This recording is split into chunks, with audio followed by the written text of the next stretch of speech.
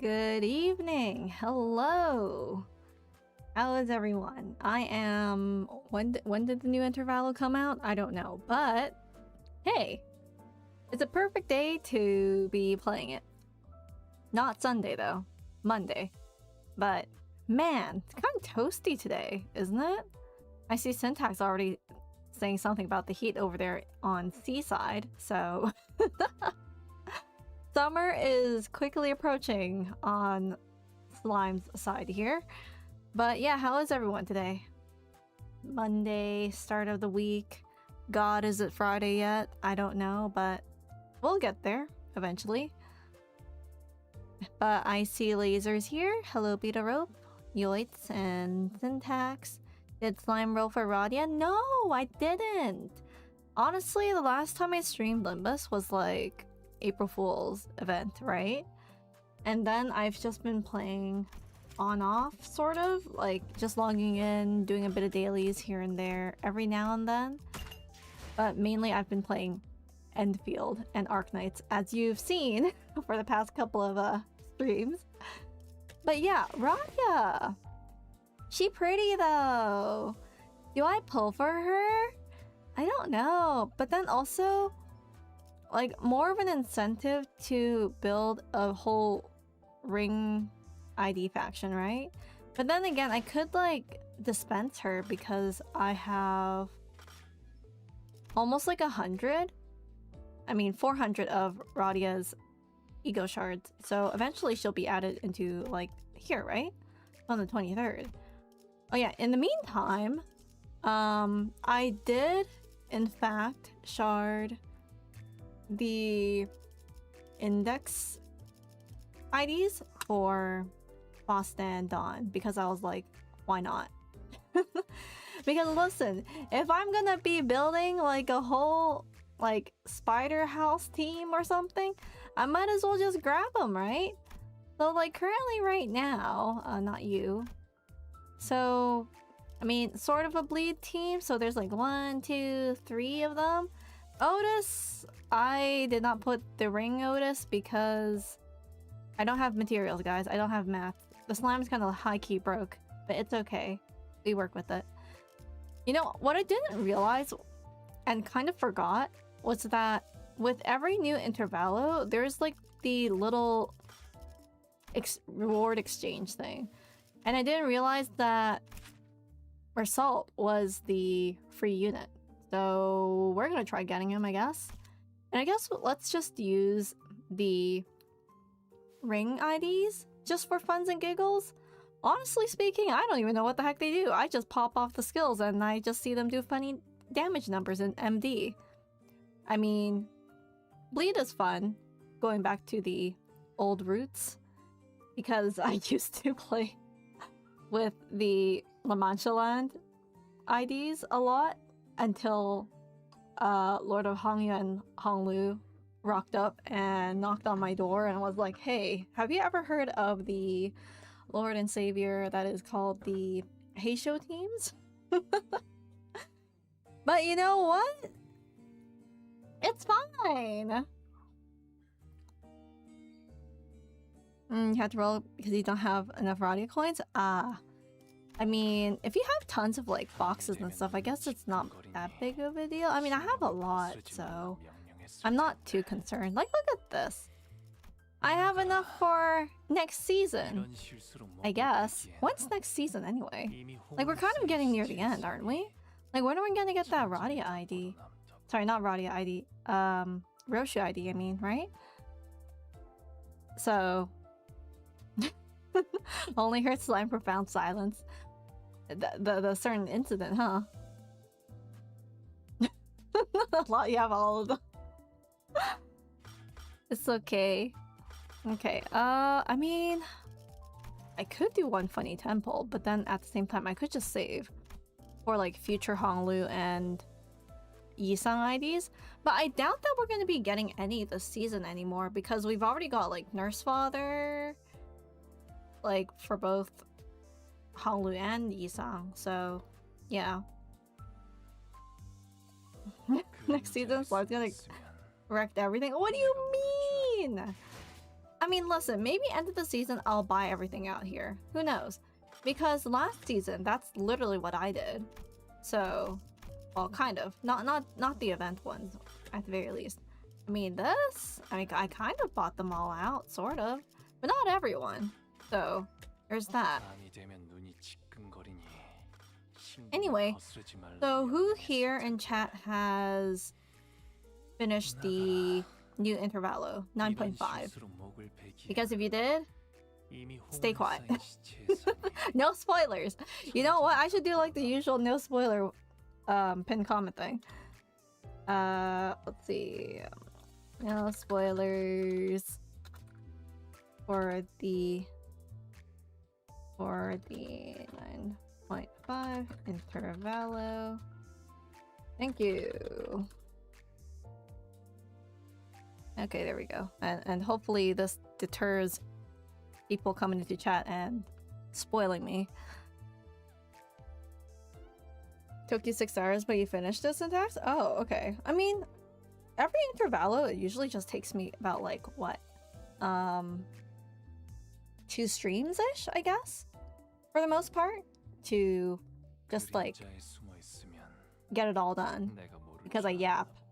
And also I let the characters talk. And I take a long time in battle. So... Hello, Zelius. Is it peak? We'll see. Hold up a second. Watching slime turn into a war god? God damn, what timeline are we living in? Anyway, let's just start. I guess. Ooh, that's pretty. Wait, why is it so... somber? Why is it so sad? Right from the start. It's kind of elegant in a way, but... Are we gonna get some angst in this story? I wonder. Anyway, so event bonus units. So if I put all of these characters in the team, I'll get like a 20% gain. Wait, but then if I don't have Radia, I won't get a 40% gain. Is it worth it? Or maybe not. We'll see. Like, how much am I missing out? Here's the thing. Right? You know what? Damn it. We could try. Oh, nope. Okay. Pulling for the sake of gacha, but at the same time, ooh, that's rough. Okay. You know what? We'll go back.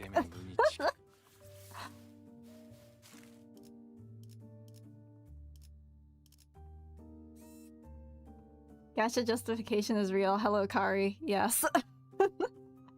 Every single time in Limbus Company. Yeah, I know I don't have to deploy them. I could just put them in the back burner.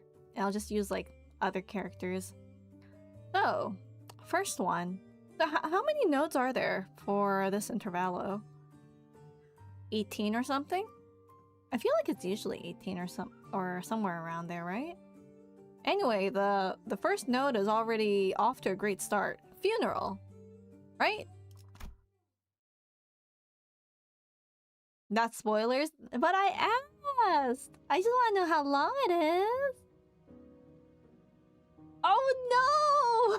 I forgot! Martin! Martin! And the rest of the LCE researchers. A funeral was held for Martin and the LCE researchers today.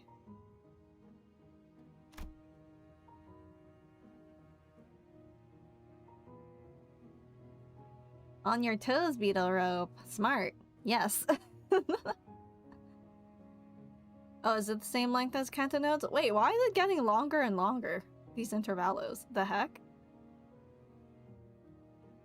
I thought I'd seen more than my fair share of deaths throughout my journey with the sinners. But never before had I witnessed this many people gathered in one place to mourn the deceased together. The unfamiliarity made me feel a bit out of place. Sinclair. Most of the sinners seem to be feeling that similar sense of being out of their element as well.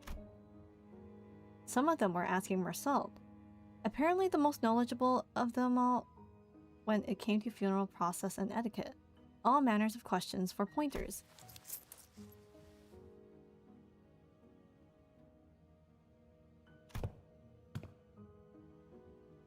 Man. I mean, being the walking encyclopedia he is, it's kind of nice seeing the other sinners rely on Mersault.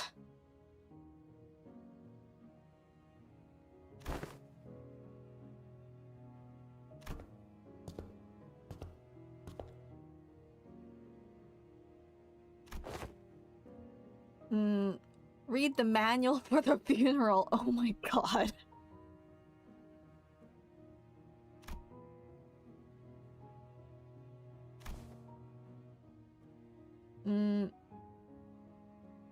I mean, I don't think anyone here has gone to that many funerals, as clearly they're not used to it.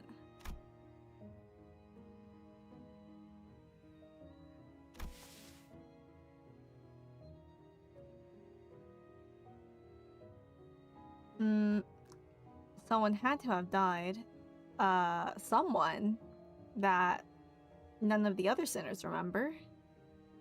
Who was it again? I don't remember. I am saying this as a joke.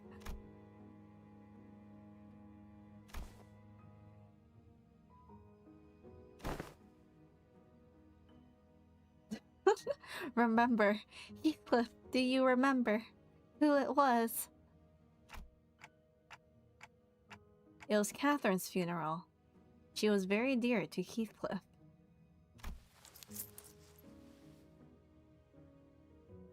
Yeah, even Mersault's like, I don't remember this Catherine girl. For the past 5 years?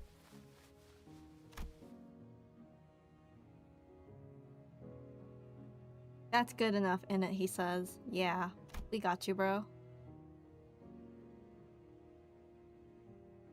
It had to be the Golden Bow's influence. Somewhere along the way, everyone's memories of the events at Wuthering Heights had become warped. The sinners seemed to think that the Golden Bow had always been there in that manner, and that Nellie was coaxed into stealing it by Herman.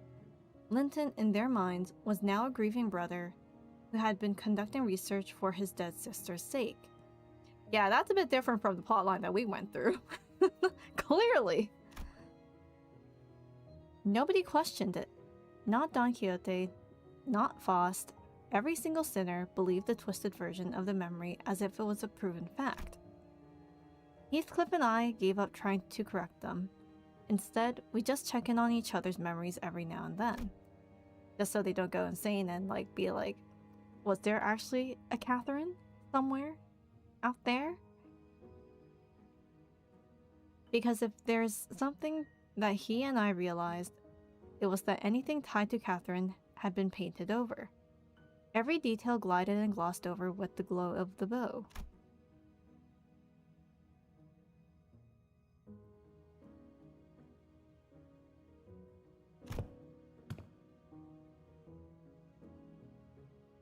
Yeah, they're just headcanoning things right now. It's like, what? When did that happen?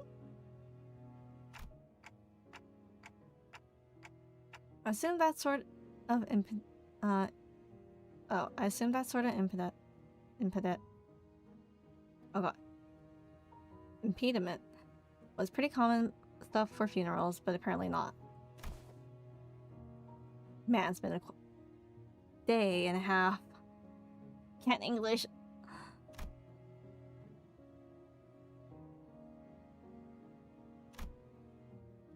It seems funerals are far from being an everyday custom in the city.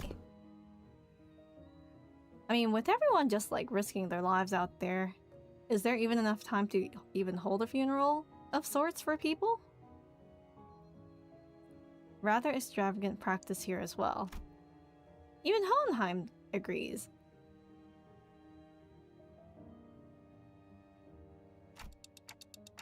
Then what other options do people usually have instead of a funeral?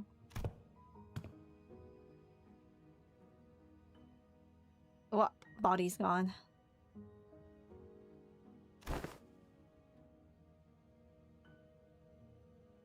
Yeah, they gotta pay a lot of money for funerals.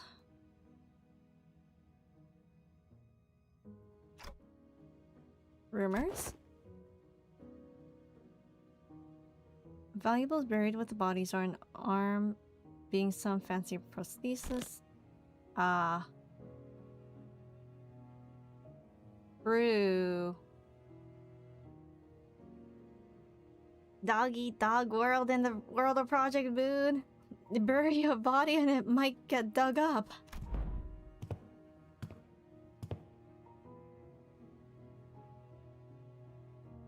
In Hongyan, okay. There wasn't a guarantee they wouldn't lose a burial room by the next restructuring day. Oh, that's rough. I forgot the restructuring of Hongyan was a thing. With the things shifting like daily, not daily, but like regularly.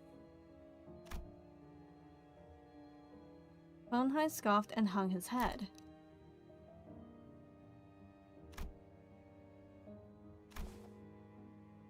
What happened to... Where's Alyssa? Is she still around? Where's she at? I kind of forgot what happened when she was like flung away during that one battle. I mean, it seemed like she was still alive. What about Greg? Is he okay? Is Cockroach Man okay too? Are those words from his heart or just something said to convince himself? Whichever was the truth, I couldn't see the look on his face with his head tucked so low. Hello, howdy! Thank you, and good luck on your certification. Yeah, so I'm not the only one who remembered that she got yeeted and then nothing else was said about her. The funeral didn't last long. It was just a brief moment of silence, followed by a few quick goodbyes that were shorter still. The ceremony came to a close once Alyssa— oh, there she is! Who was still in recovery, came to pay her final respects. The flames devoured the coffins of Martin and other researchers, announcing the end of their existence with the crackle of firewood. You know, wouldn't it be crazy if they just threw them in the concept incinerator? I mean, that thing's expensive, but I don't think they would have it here, but like, imagine. It would be so bad if, as a means to cope, they just chuck the bodies of their comrades into the concept incinerator. Sorry, I just had that thought.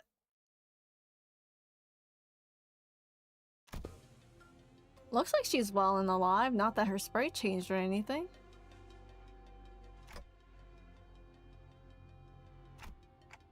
We're staying until Gregor is stable enough to travel. Is Gregor okay? He's not stable! What the heck? And look at Honglu being all cute. Yeah, Concept Incinerator is big bucks. But Limbus Company surely can afford it, right? Right? Gregor came to his senses again a few days after his unforeseen metamorphosis in the battle against the Thumner's father. But was he okay though? Like, physically, mentally? Like, how's Uncle doing? He was given a checkup, and Hohenheim said there's no cause for concern.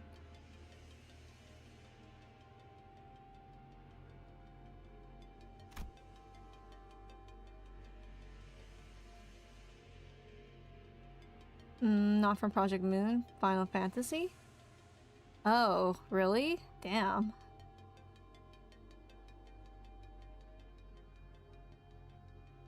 Physically that is. The psychological assessment turned up disastrous, to say the least.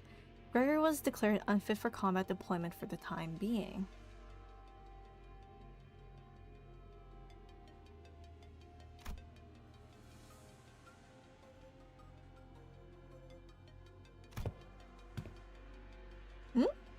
Wait. Why do you want to borrow Sinclair? Oh, or was it because, like, future Sinclair was a thing that you want to bring him in for questioning? Okay.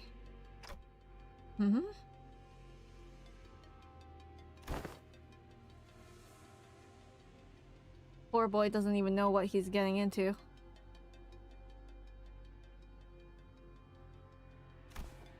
You know how it is, sad Platy. Yeah, unfortunately.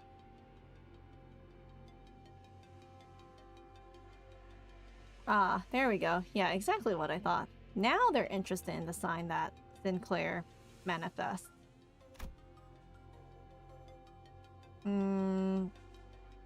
Greenlighting the project? Oh.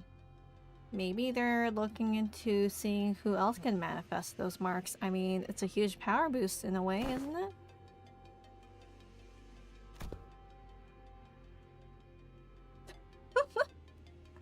Hohenheim just casually being like, you, don't worry about it. It's just like a rudimentary instance of a human experimentation. Calm yourself, that's normal. That's concerning. That's my boy, Sinclair. You can't take him from me like this. See? He's terrified. Sweet summer child.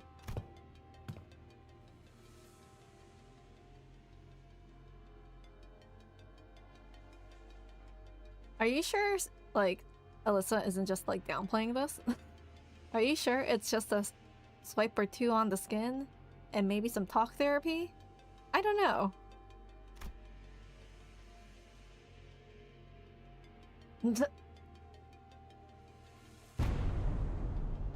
Sinclair's like, no. No consent.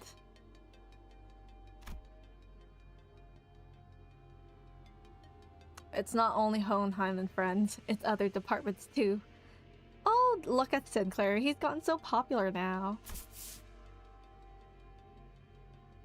But we can't leave him to his own devices just yet. Nuh-uh. No idea. Get the boss to fend off the LCA Mirror World Observatorium department? First mention of that department, what's that about? I guess to do with Mirror World research?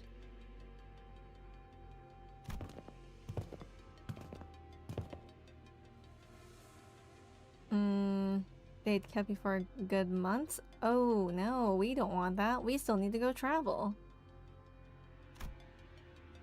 Alyssa waved at the researchers who were filing out of the funeral hall after paying their respects. It wasn't long before Sinclair found himself surrounded on all sides. Uh-oh. No! Help him! Dante!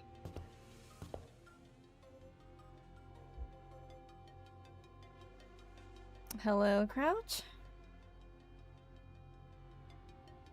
Oh, they've been mentioned before, but only in item descriptions? Oh, really? Sinclair's just terrified of everyone surrounding him. Oh no. Stay strong, Sinclair. Wait, Dante, you're actually letting him go? Uh-oh. All I could do was offer an unspoken encouragement to Sinclair, who sounded ready to collapse into a full-blown panic any minute. And off he goes. Will we ever see Sinclair again? We'll find out.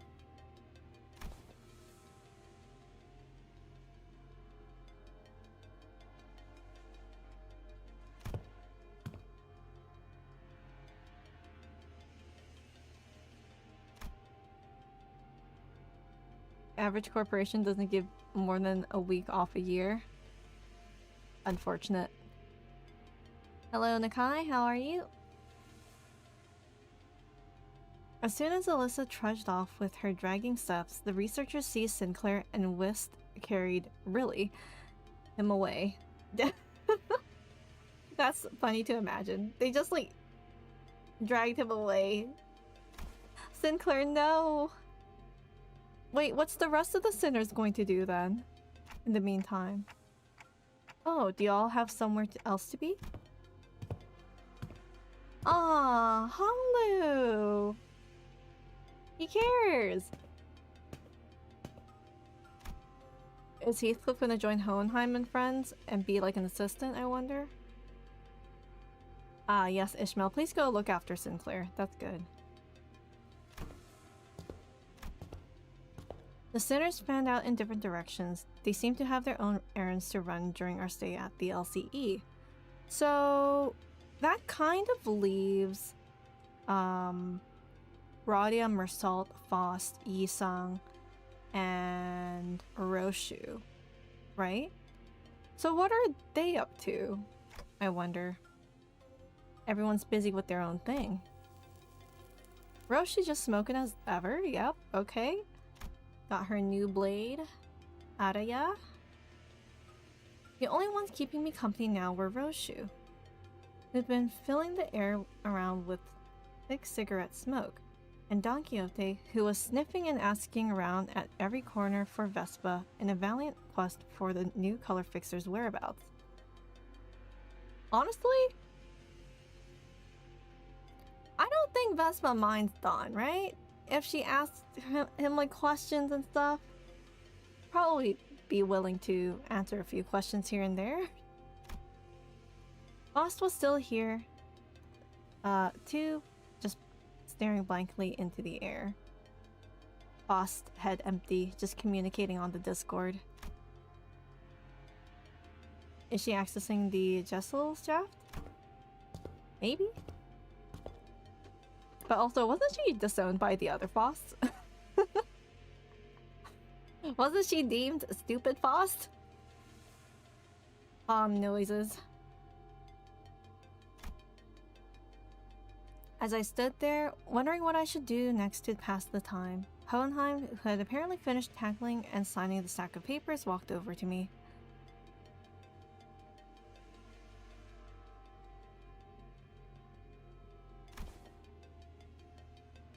No, I didn't get Ring Radia. I mean, I did one funny 10 pull, and that was it. I think I'm just gonna shard Ring Radia later on, because she is pretty. And I do have more than enough, yellow boxes to use. And I'm almost at like 400 shards for Radia, so I might as well.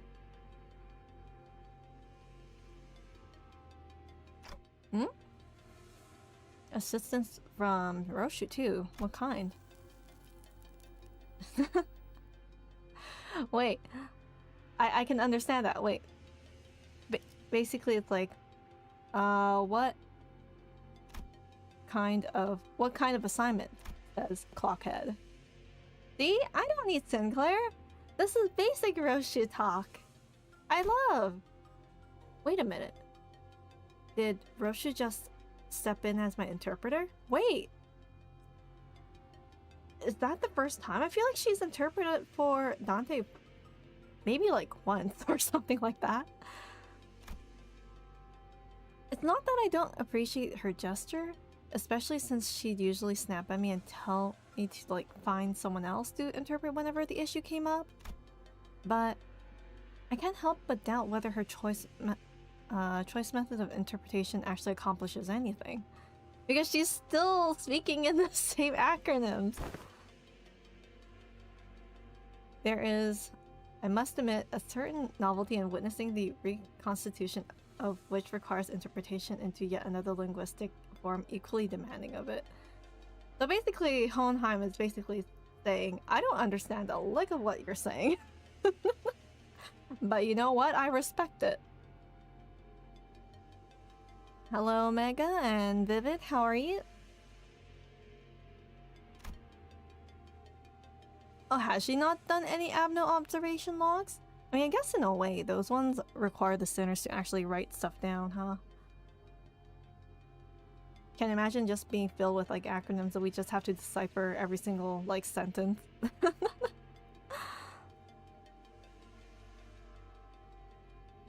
Nope, I didn't get her. I did do like one funny 10 pull, but I think I'm gonna shard her in the end. Because 23rd is only like 3 days from now. And I'm like, I did spend quite a few pulls just to get Ring Honglu. And I usually just use my pulls for Honglu or Yisang. Or Wall PP Banner maybe, depending on whether the units look nice or not. But yeah. Actually, did any of you pull for Radia though? Kind of forgot to ask. How are your polls? Scratching his head, Hohenheim looked around for a moment before coming to a sudden pause, as though an idea had crossed his mind.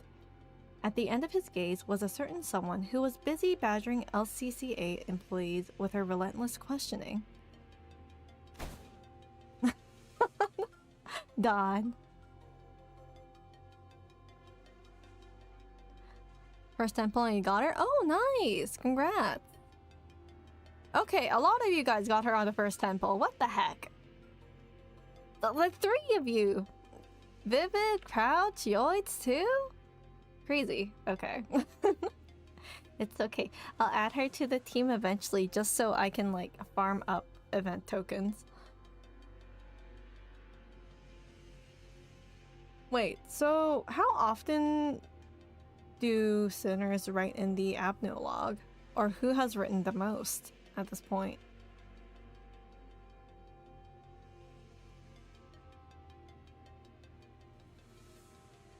Slime, you wasted your luck on the Silver Ash banner? Not even Silver Ash banner. I didn't even get lucky on the Silver Ash banner. What are you talking about? It was the Zhongfangyi banner that I got lucky on. I wasted my luck on there.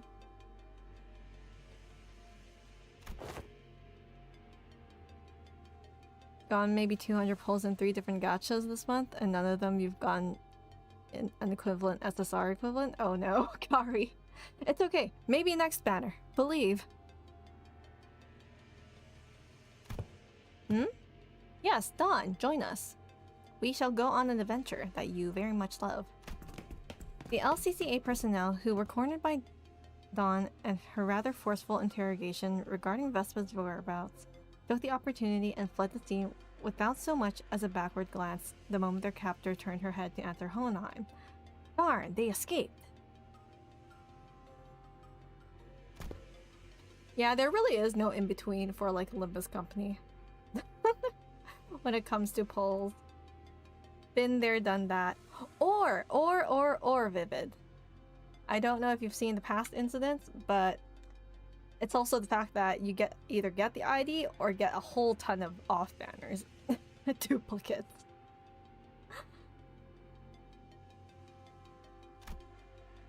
You signed Heathcliff for the most Abno logs? Ah, okay. Heathcliff, surprisingly, okay.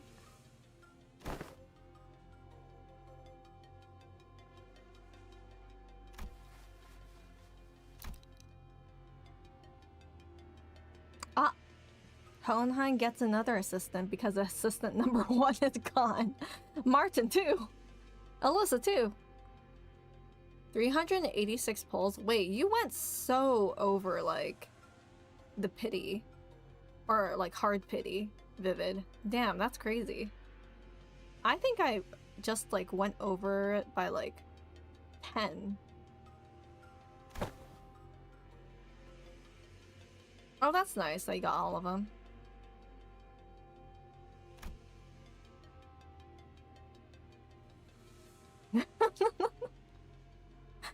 Hohenheim, just to translate what he's saying. I don't like how Rosha translates. She sucks. Don, step in.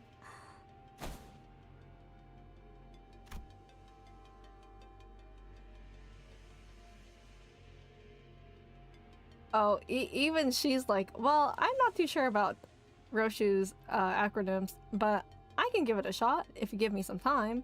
WKOA eludeth mine understanding as well.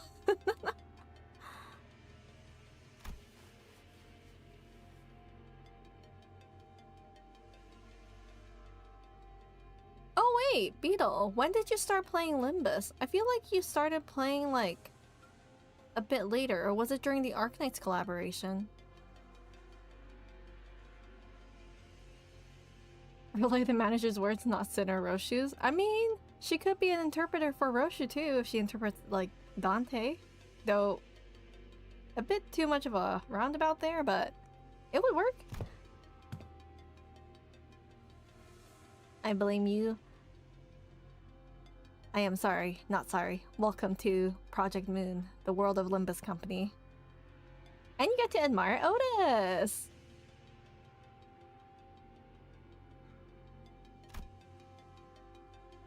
Okay, you know what? Boss being the interpreter is great.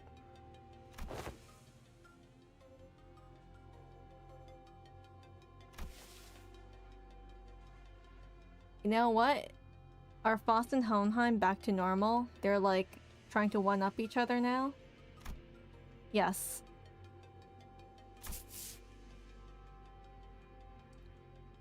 Oh, okay, here we go. I mean, I saw the trailer for 9.5 weeks before when it came out, and I did have a bit of an understanding that we were going back to the house to do a bit of investigation, though not 100% sure what exactly we're looking into. But, I mean, maybe we'll find some funny things. Who knows? Remnants of the House of Spiders. Maybe we'll get some more Roshu flashbacks. Like, clearly that trailer showed a few, like, angsty moments here and there. Do we go to the House of Spiders right away? Wait, I did not see Roshu's dialogue there. HOSRA? House of Spiders right away? Wait, right? Why did Roshu just repeat? Oh wait, no, right. Because Honhan can't understand Dante. She's translating. Honhan's like, stop. Perhaps you could help, Faust. No, let Roshu do a bit of work too. She's like actually trying now. We should at least give her a chance. Honhan just needs to get good at like interpreting Roshu's acronyms.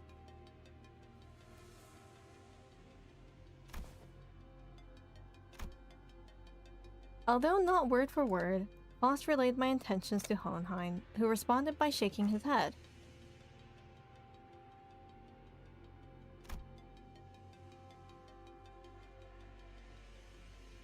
One more member you should bring along. Wait, who are we grabbing? Mersault, maybe? One more member? Like, who else has not left? Mersault.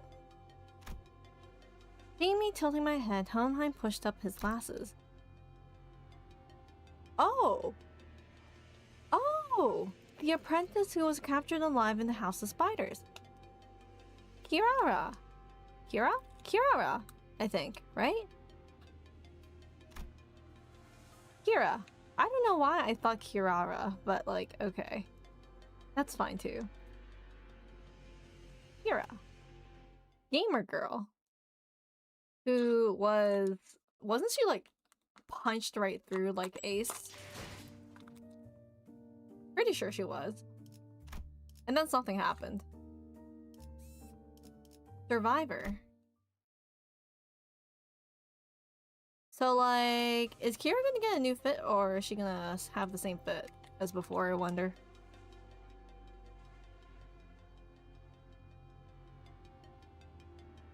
Oh! Not punched through, but chopped in half. That's kind of worse, though, right?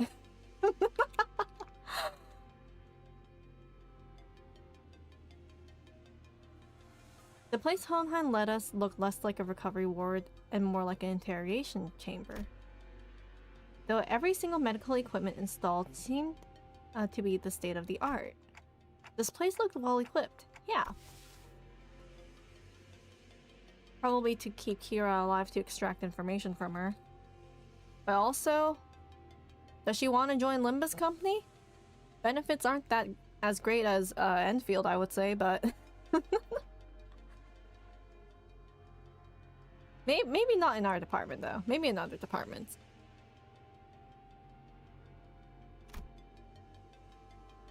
Technologies to restore lost body parts are common enough in the city. Preserve the original form of her lower body and reconstruction process while keeping the cost reasonable. Oh, interesting. Okay. I mean, isn't Limbus company in collaboration with K-Core and we have access to like those healing ampules? I wonder if they use those as well, because those are like, they regenerate cells and stuff pretty quickly, right?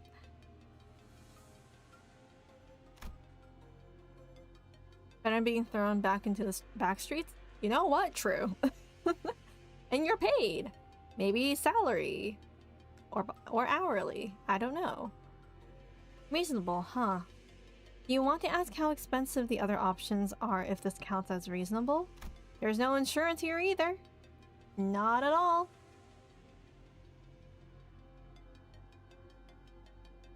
And pills are too expensive. Limbus getting poor.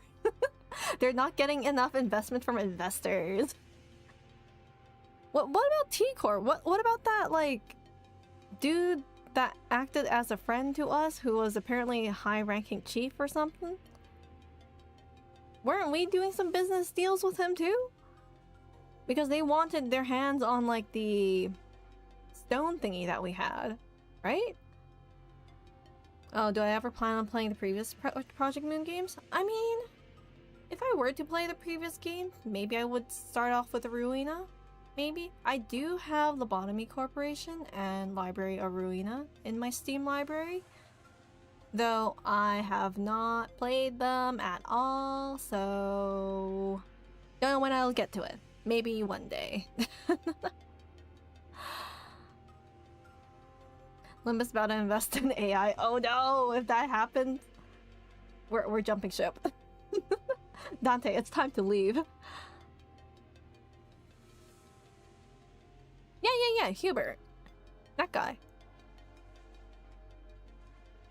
Yeah, I know Ruina is more also like story heavy, but also more harder in terms of like gameplay, supposedly. It's like the precursor to Limbus Company, but harder. Because they made Limbus a lot more easier based off of this battle system in the previous game, right? From my understanding. But I mean, would be fun. And also get to listen to Millie music. Or actually no, if Millie music comes up, we're definitely gonna have to like mute the game music as usual. The windowless room, thick with the sharp scent of medicine and chemicals. Kira was sitting on the bed at the center of the room, kicking her feet as she regarded us. Oh, look at that! She does have a new fit. And we can see the gigantic slash across her belly here. For someone recovering from bisection, she didn't look much different from how she appeared when I'd seen her through the Sinner's shared vision.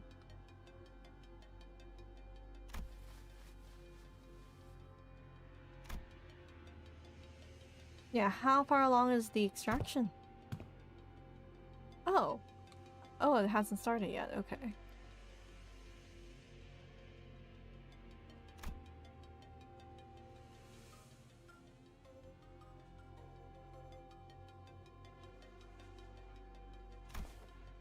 Baggy pants. Those are joggers.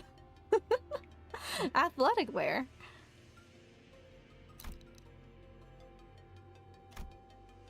We want you to help us in our research, Kira. Please sign this contract. You're definitely not signing your life away here.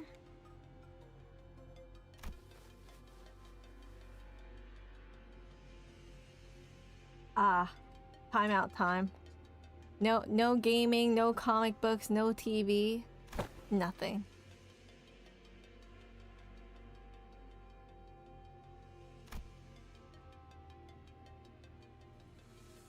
I wonder how old Kira is. Probably young, but also she has abs at this age already? Unless she could be a hag for all we know. Hohenheim didn't do so much as twitch an eyebrow at Kira's biting tone. He merely gave her a nod with a steely, imperturbable expression. Ah, see? He didn't say asking for your help. He said put you to use. So she's got no choice.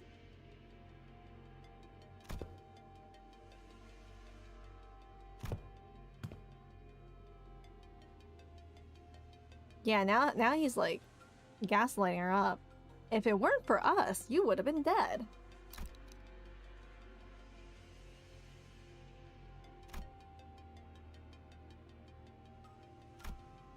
Hohenheim always had a way with words that could prickle and sting.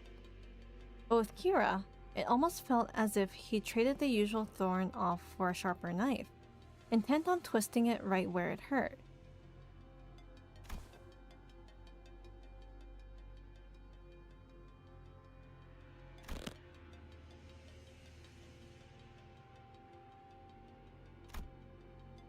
Well, she has a point. He doesn't know whether she'll live another day because she definitely did some not so nice things to the entire LCE department.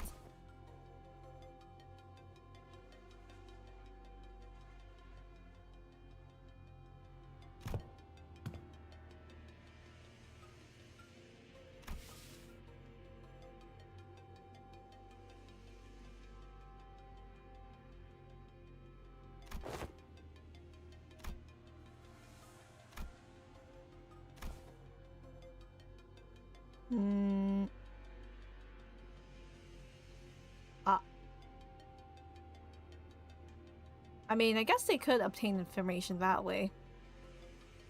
Violently. No, it's not so nice though.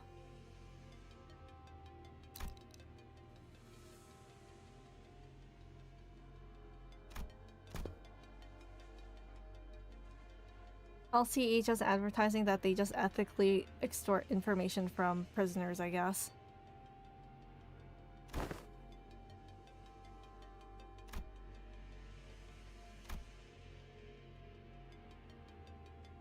You know, if Hohenheim didn't shave and clean himself up, I think Kira would just call him like an old man.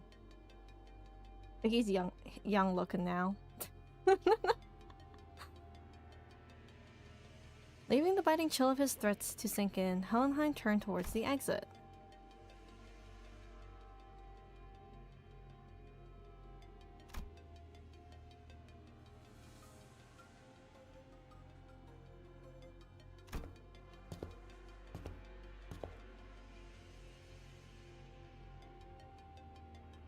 I mean, it could be her constitution.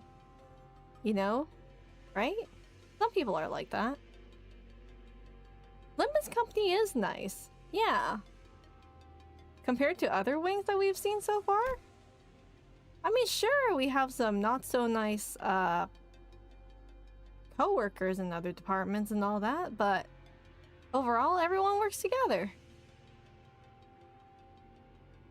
And with that, Hohenheim stepped out of the room, leaving me to deal with Kira.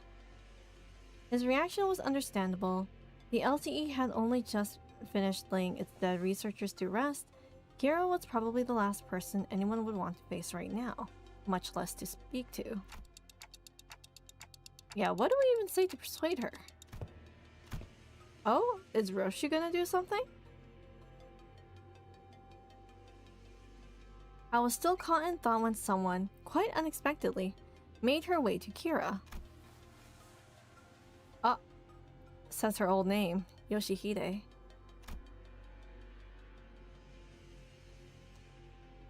I can't tell if she's concerned or not. Yeah, stabbed in the back by Matthias. Oh, so it wasn't true. Wait, what was her interpretation of that then? She got, like, sliced in half. What? Oh, how is she denying it? Who else would have done it, right?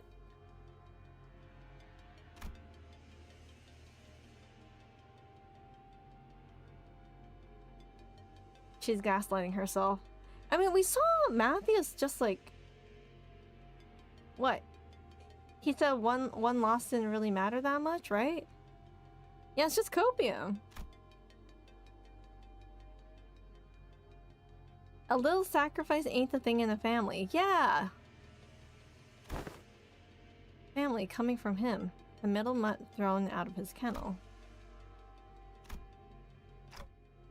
Thrown out?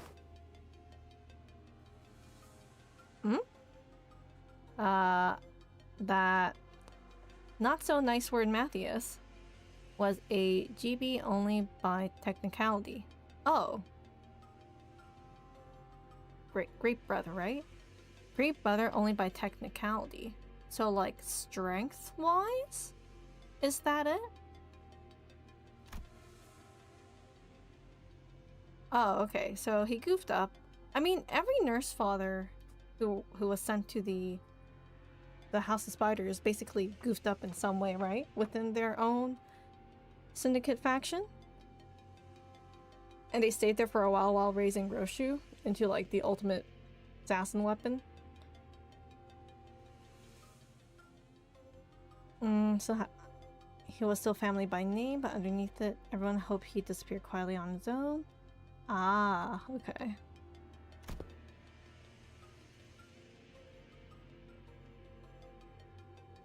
Wait.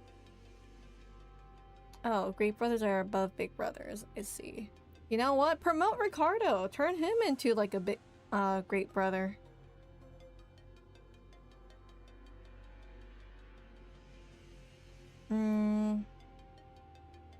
Not surprising it's the ST for the bowl cut too. ST? What does ST mean? For the... Me trying to decipher the words. Please! I don't have Sinclair here.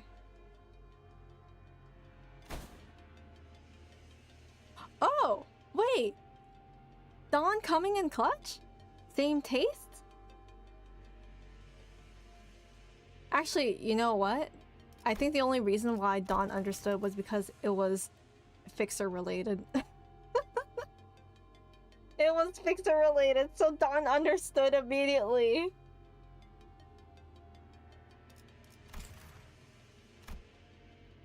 I quickly clap a hand over Don Quixote's mouth as she smoothly chimed into the conversation.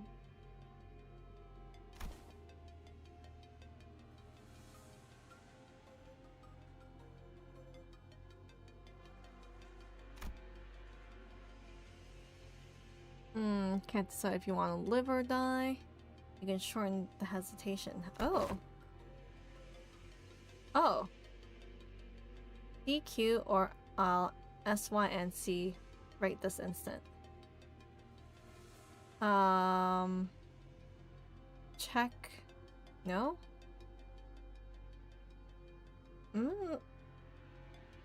Not too sure about CQ here, but slice your neck off. Oh, choose quickly. Oh, gotcha. Okay. Yeah, even Kira's like, what does that mean? Oh, wait. Roshu translated her own sentence for us? It's cooperate quietly. Okay.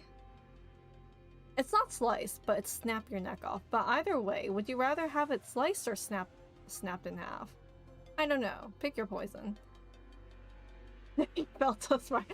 Every time I translate any of Roshu's acronyms, I'm like, oh my gosh, I got that. Snap your neck. Plain isn't a bad way to go if you're keen on taking the royalty act straight to the grave. Oh, convinced. There we go. That actually worked?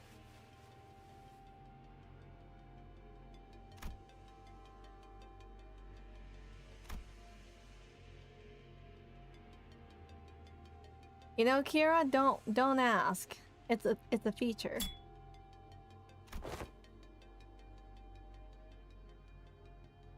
Who even says that? How dare you? It's a trend.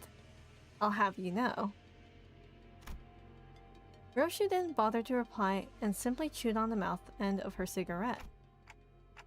But is this really the right call? To her, we're probably people she needs to settle the score with.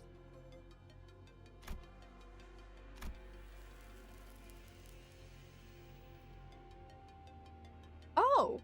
Wait, half of her tattoos are gone? Wait, do the tattoos only come if you have the Book of Vengeance on you?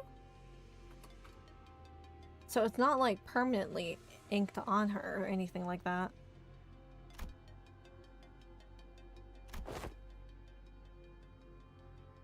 Why Matthews kicked the bucket? Well, I mean... yeah, he was weaker than us.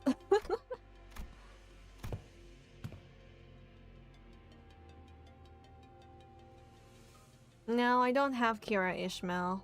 I didn't pull for her. Oh, a lot of her tattoos are imitation tattoos? Oh wait, was she not like an official middle faction member then?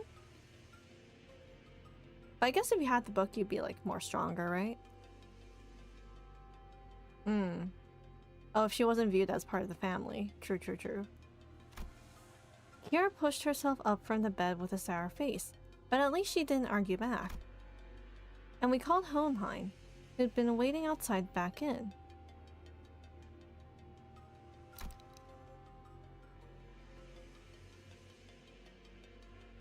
Oh, so she was just like randomly adopted and role-playing as a middle member? Yep, we successfully convinced her, and now we can move on. What? Oh, won't be able to use it without authorization. Okay. Oh, we're going to the House of Spiders immediately. Okay.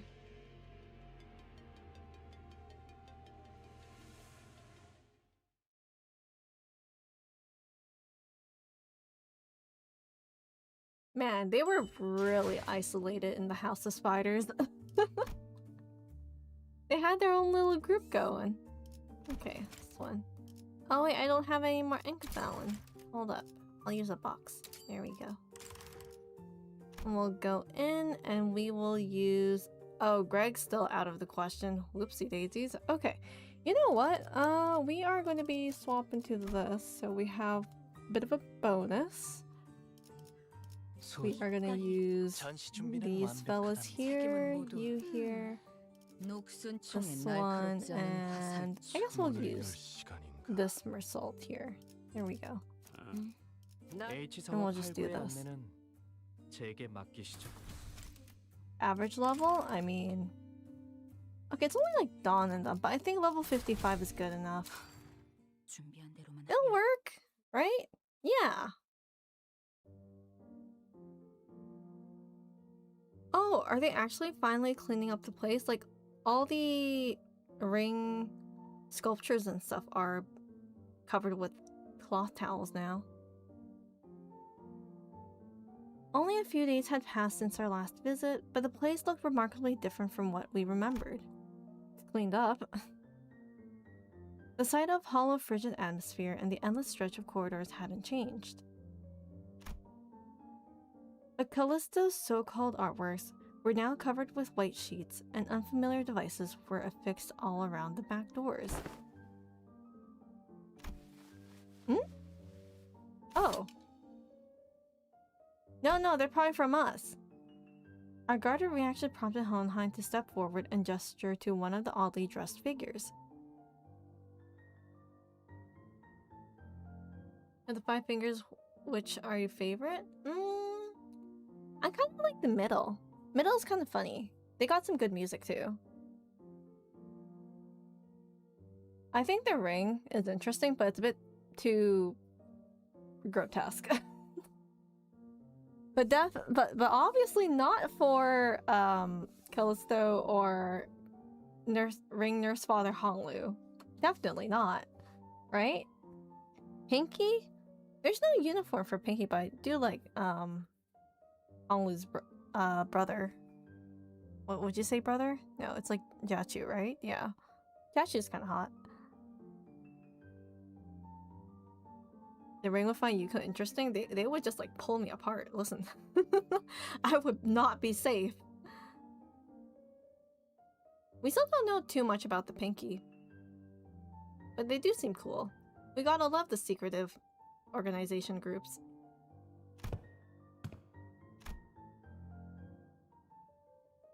Oh, it's a different company. Or is it the same as Limbus Company?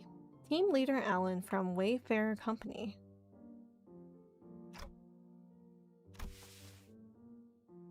Ah, okay. So it's not a Limbus Company department, but just another organization that we're collaborating with.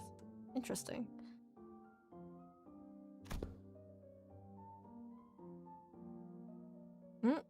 Calling you the new L-Core, something we have in common, given that we're both chasing the same horizon.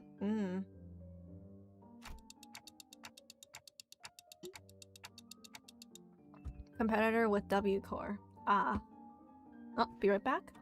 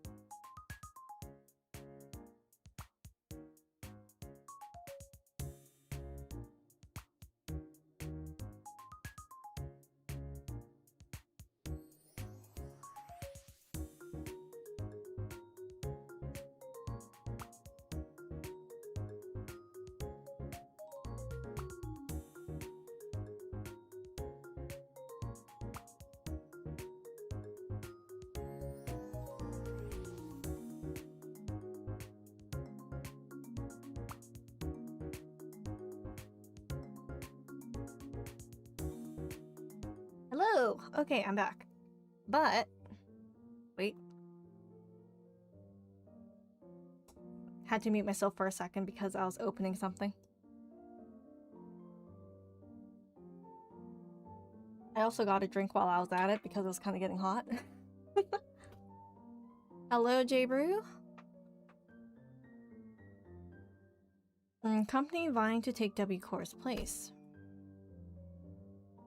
Getting recognized as a wing, but how big is this company?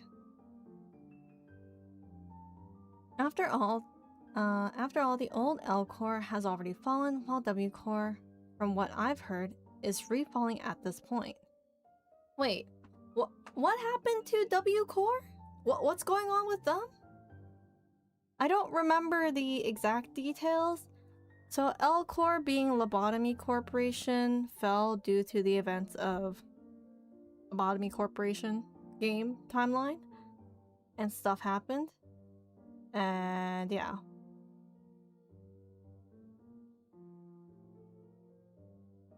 Secret got leaked about how the trains worked? Struggling without L Core energy because of Library of Ruina stuff? Oh, okay. That stuff I don't know. I thought it was something that was previously mentioned in Limbus Company. But if it's like previous game stuff, then I won't like bother too much about it. Viewings that work with L Core is struggling now? Was L Core really that big of a giant that they kind of like helped other corporations afloat? But then because they fell, I guess it created some sort of power vacuum and then just like caused the downfall or decline of other companies because they were so like probably important to them in a way.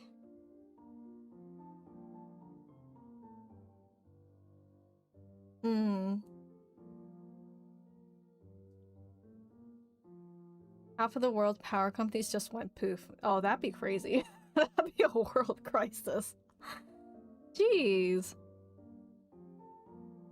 But then how else is everyone else trying to, like, get energy? Well, I guess with the recent, like, Golden Bow stuff, everyone's kind of keen into using that, right?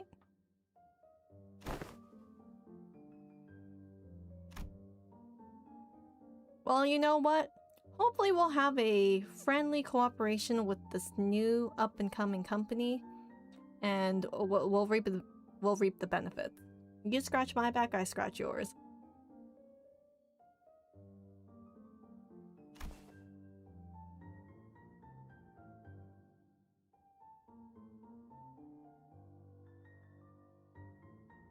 Old-fashioned ways, slower and more expensive. You know, if they need electricity, why don't they make a dam? There's like the Great Lakes, right? They can use the water there. Fossil fuel is a thing? But that's probably more like costly, I would imagine. Definitely slower. You go into the Great Lakes then? Well, someone's got to go in there, right? Hire a fixer or two. Like, hire a colored fixer. Pay him a good rate. Killer whales wouldn't be a fan. Get Ahab to do it. He'd love to hunt whales. Oh! Wait! I didn't expect him to take off his helmet. Why does he look like some manhwa protagonist dad? Alan gave an understanding nod. The man slipped off his bulky helmet before extending his hand in greeting.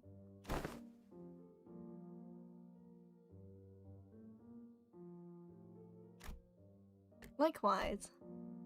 Before Foss could even relay my reciprocal greeting, words spilled out of Alan's mouth in a strangely uneven rhythm, as if my ticking didn't bother him at all, like he was sticking to a script he had rehearsed.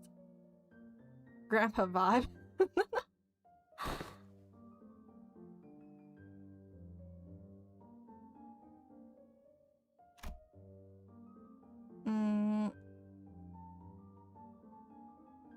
Could he be sucking up to us right now? Oh yeah, we're supposed to be the distortion resolving specialist to the public. But what's that product part about? Boss just glossed over what we just said right now. Okay, maybe that wasn't info to be shared.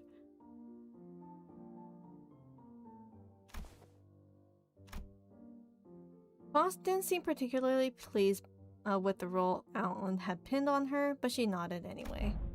Imagine if, like, that was pinned on Roshu. That would be a disaster.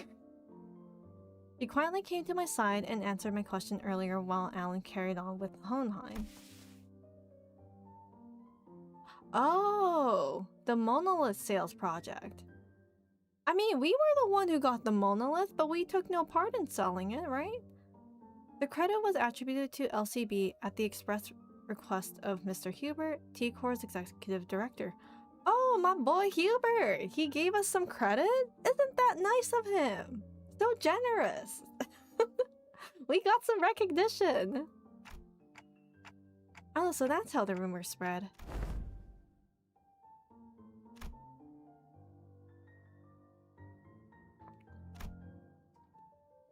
Hohenheim fixed Kira a pointed look. Though Kira responded by defiantly cocking her head in a show of irritation, she still gave up a sliver of information she had. Robo-Unk in his room.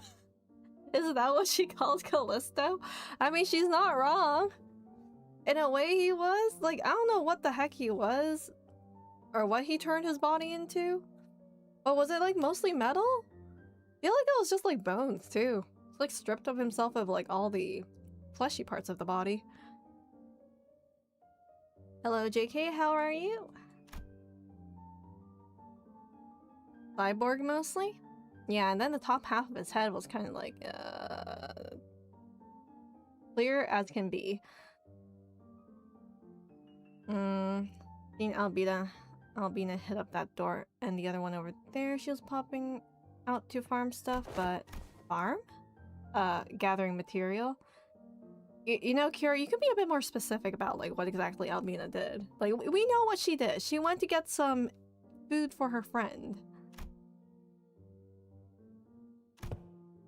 Human guts and all that? She'd come back hauling piles of them.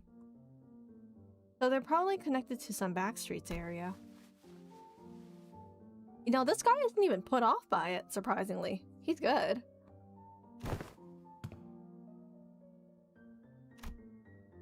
Oh, he's not happy. Uh-oh. For a moment, Alan leveled Kira with a stiff expression.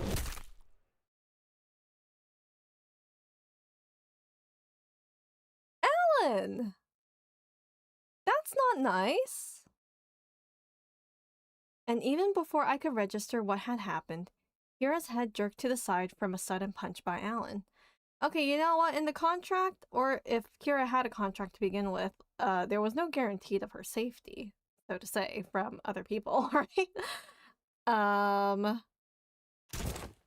Uh-oh. Are you okay, Kira? I thought Kira was nimble enough to dodge a surprise attack easily, but this one seemed to have caught her completely off guard. She stood there blinking, eyes round in rude surprise. Maybe this guy's, like, really strong. Like, I don't know. Or maybe she was careless and didn't anticipate the attack. Actually, it wasn't that he caught her off guard. It was the motion of the punch itself that somehow felt off. The fist being raised, the arm being extended, the blow making contact. The chain of actions was there, but it just didn't look normal. Kind of like the gut feeling that we had when speaking with him, right?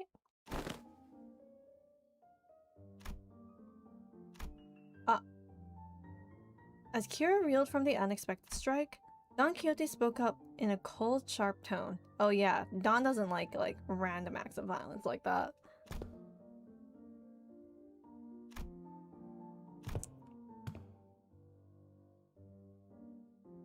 Wow, he's still smiling while saying all that. Thought the brat could use a lesson to remind her of her place.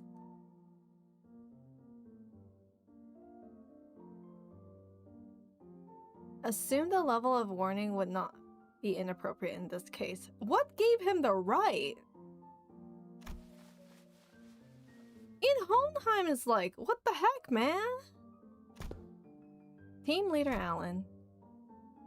That sort of conduct may not be an issue in your organization, but it is here. Yeah, you are working with the people you're gonna work with in the future. You can't be punching other people's employees. Alan just want to punch a girl for the love of the game. No! Should it happen again, do you understand that we may choose to terminate today's joint engagements without delay? You know what? What if this guy gets sneaky and just starts doing like horrendous stuff? He's gonna be the villain by the end of the arc. Listen. You know what? We can ruin their company. Let's be real here.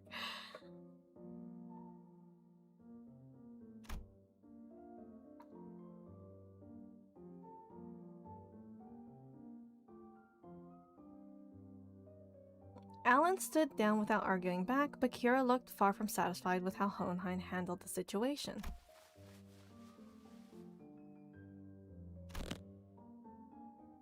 It's okay, Kira, you can give him a good old punch maybe later. I mean, listen, if they see no issues with punching you, but we have issues with them punching us, then would it make sense to be like, if we threw some hands with them, they wouldn't mind, right? Hello, Kim and Cool Dog, how are you? Fortunately enough, her grumbling didn't escalate into her lashing out at Alan. That punch just now, though, what was that? Did anyone catch it? It exhibited a behavior that defied the standard laws of physics. Does that company, like Alan's company, have some sort of, like, singularity that they use for their power? Maybe that's the reason why it looks kind of funky and abnormal? Who knows?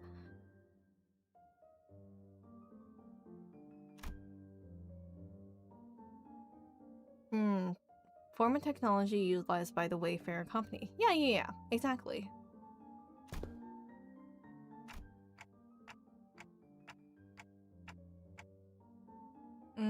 Cinerosha, give Manager Alan whatever information you have. So, that door should lead to one of the ring-protected turfs. The other two... Oh, okay. H and I, where they actually lead, it's all blurry. Right, her memories are still kind of like chopped up. Have no idea. I can read that!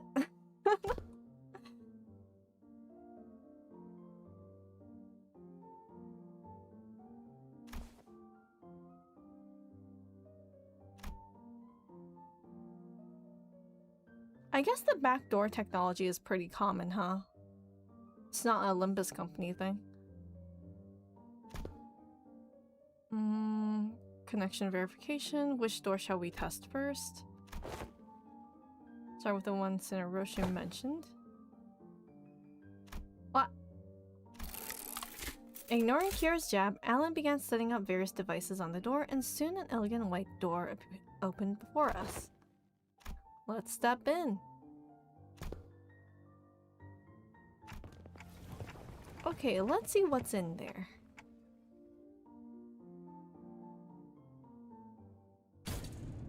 Oh. Oh! Is this some kind of wildlife exhibit? It's the other ring dude stuff, I guess. The moment we stepped in, the light hit us all at once. Drawing squints and frowns from the sinners, thanks to my lack of physical eyes, benefit right there with having a clock head, I could make out a room filled with statues or perhaps taxidermied animals. It felt like a gallery of sorts, but it was so quiet that the air itself seemed to carry a strange, somber weight. Now this is an art gallery, unlike Callisto's boring white room. Different aesthetics, but definitely this one has a bit more personality, to say the least. At least there's color.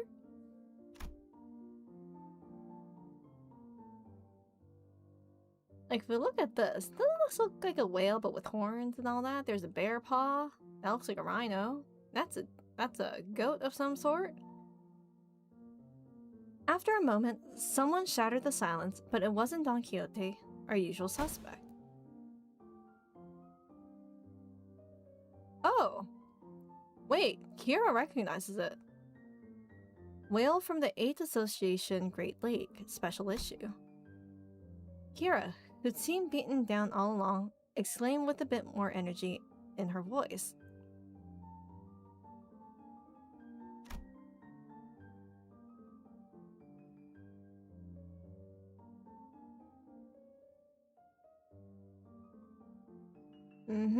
We've seen that in action before.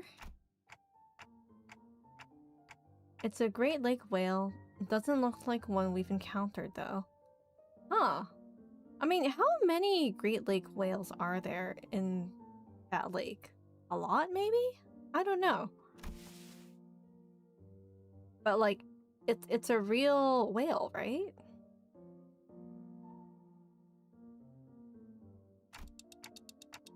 They almost look alive. They're not, right?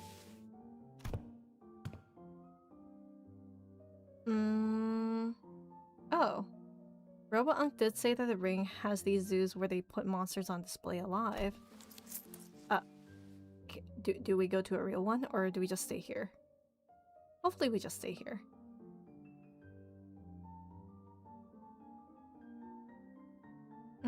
A lot of whales, but the 5 calamities, 2 of them are dead? Ah, yes.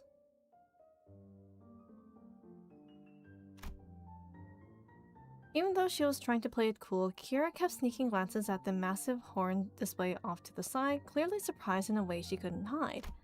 Ah, she's so cute! She's like a kid, but she is a kid. That said, I felt the distinct shortage of hyperactivity given the presence of a certain someone in our party. Oh. Yeah, Dawn isn't that excited, but I guess this isn't, like, Fixer related, so it's, like, not her area of interest. Don Quixote?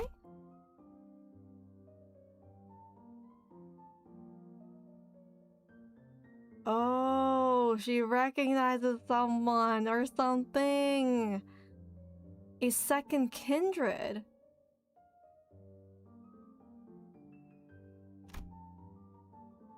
The mention of the word kindred, I couldn't help but follow Don Quixote's eyes. They managed to get, like, a blood fiend in here, too. Wait, where is it? Somewhere? Here? Maybe? Or maybe not. I guess we don't see it in this image. Opposite of the whale was another kind of exhibit.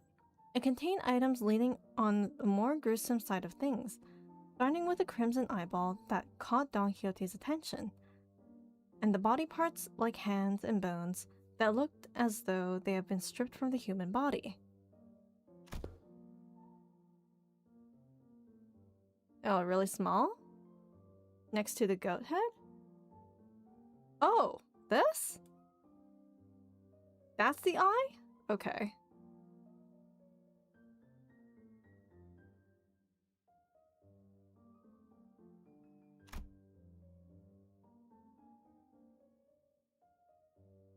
School of Fauvism, main studio, which comes with a maestro's atelier and an auction house.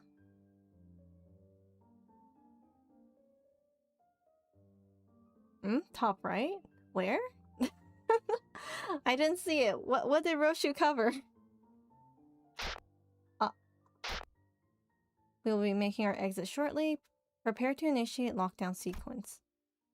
Before Honhan could finish his urgent transmission... Oh!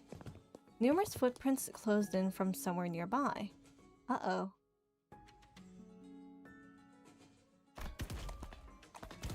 Oh, they're here! Wow! Here to greet us, too.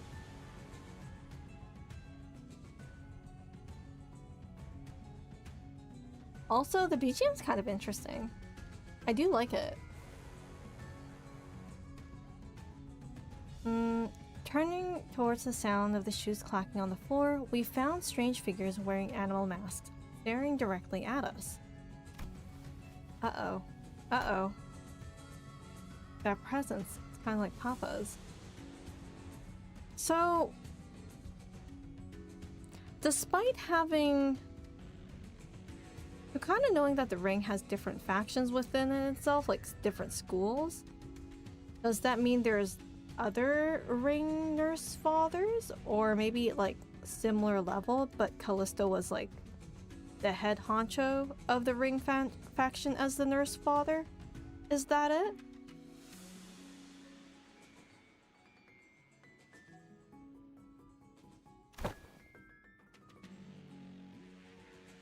Okay, Kira, we fought the nurse fathers that were technically raid bosses. We can handle one more. Listen.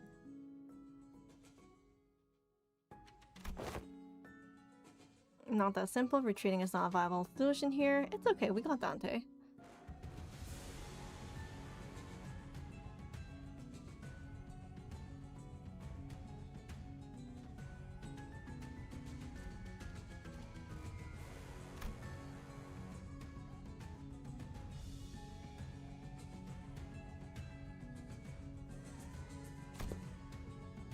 Saw them. Alan is ready to initiate the lockdown sequence. Okay. You know, what if they're friendly, right? Actually, no, there's a battle incoming soon. The voice that spoke to us carried equal parts of curiosity and delight. Oh, like having guests at their art gallery for the first time? Callisto was kind of the same too.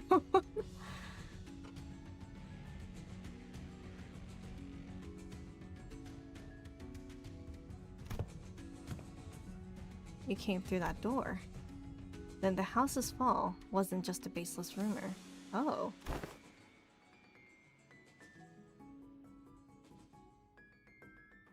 Do they recognize Roshu? Does Roshu know who this is? Yeah, she doesn't remember. She doesn't remember. Oh. He was a tutor.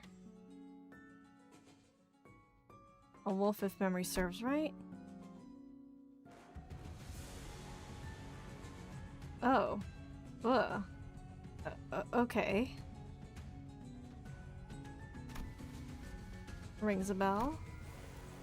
You're that maestro whose whole lesson was a 3-hour sermon praising the intensity of primary colors and the strength of living creatures.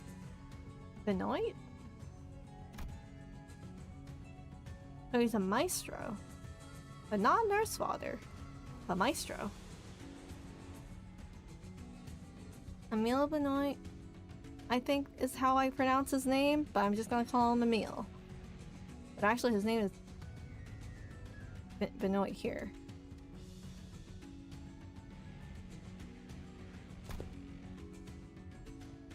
Strong allies balancing the odds. Okay, true enough.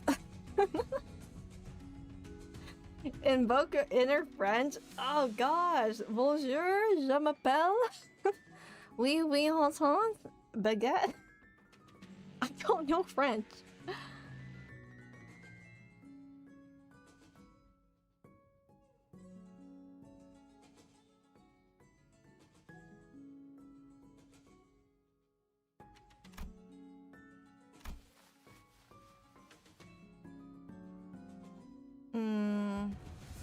Hides and guts made for a passable AW.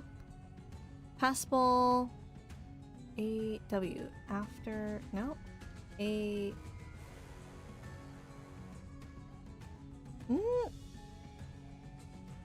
Oh, artwork. Okay. Do you think you would pass in the ring as an artist? Depends on which faction I'm in, okay? Let the slime have some choices. At first glance, it looked like Roshio was casually taking a trip down memory lane with the maestro. But I have a feeling she was, in fact, dragging this out on purpose to buy us time. Honestly? Hey yo, Roshu? That lockdown sequence thing. How much longer till it's ready? Young Hohenheim. Don Quixote, who had been shooting the ring members and incensed glare sparked by the discovery of a kindred's eye, swiftly relayed my words to Hohenheim without even a hint of her earlier shenanigans.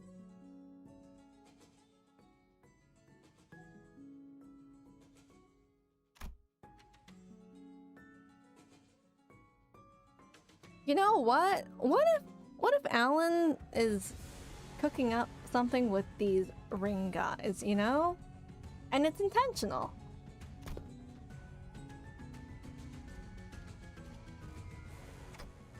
Plan A. Any suggestions that involves Don Quixote removing her shoes will not be dignified with a serious discussion. Yeah, we don't really want to remove her shoes at any cost. Not yet, at least. Instead,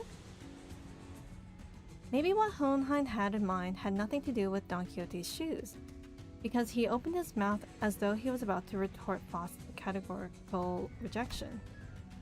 But the moment he followed Faust's eyes and saw what she was looking at, he quietly shut his mouth and said nothing further. Roshu? Maybe something to do with the blade.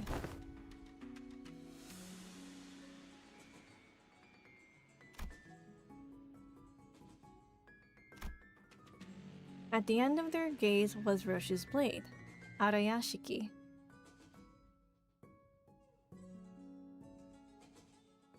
Oh wait, is chat behind me frozen? Heck, I thought I fixed it.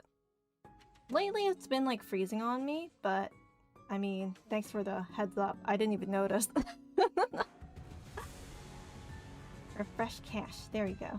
Okay, should be back to normal now. Oh, she's gonna try using the blade.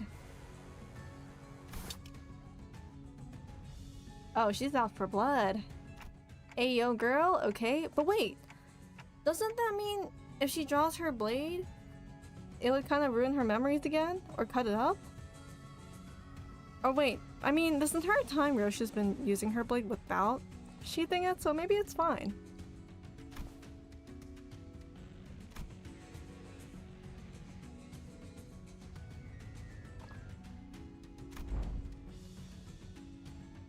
Faust is right, she and Hohenheim are geniuses, and Roshu is the wielder of Arayashiki. Don Quixote is a kindred of a higher generation, and I happen to house a golden bow in my head. I have no idea how much information the ring has on us.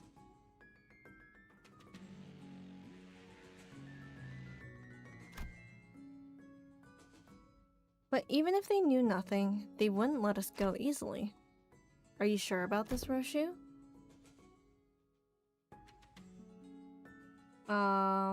Doesn't matter if I'm SAT or not, Clock. Skilled at this? Or not? Is that what she means? Think of that woman as lay hung. And do as you did in HC's mansion.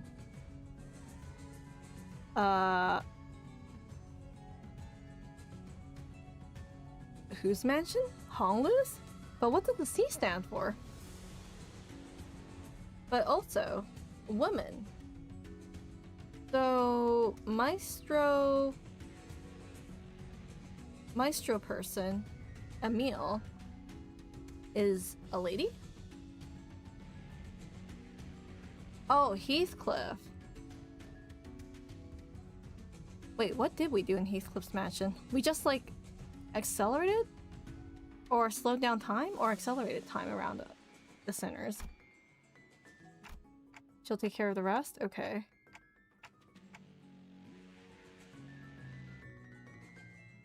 Burn every Durante ability here. What Roshu meant was quite clear. Resonate with the golden bow, secure an advantage to fight on equal footing, then catch them off guard by slowing down the flow of time. A cut from the Arayashiki, even if it doesn't give us a real fighting chance, might at least stall the Maestro long enough to give us time to get away.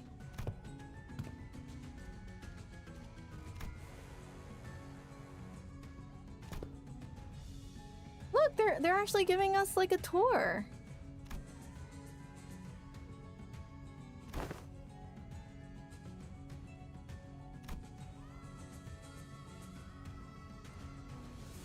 Ah, oh, they want the sword too.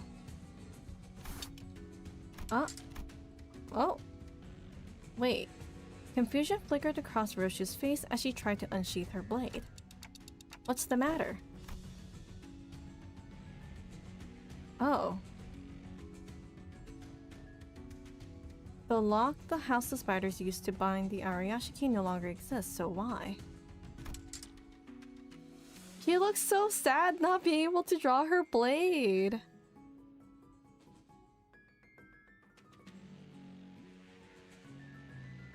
Hello, Junk. How are you? Kinda does look like Patriot, but colorful. Maybe one day we'll get a proper tour of like one of the ring facilities. Like someone will give us a proper tour around. I was thinking about Arya too because technically speaking, she became the sheath, right?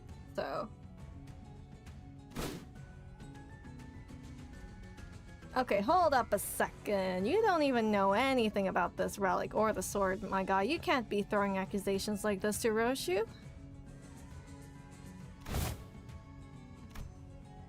The maestro only gave a loose swing of her arm, but it was enough to make Roshu recoil. A shadow of surprise crossed her face. Oh.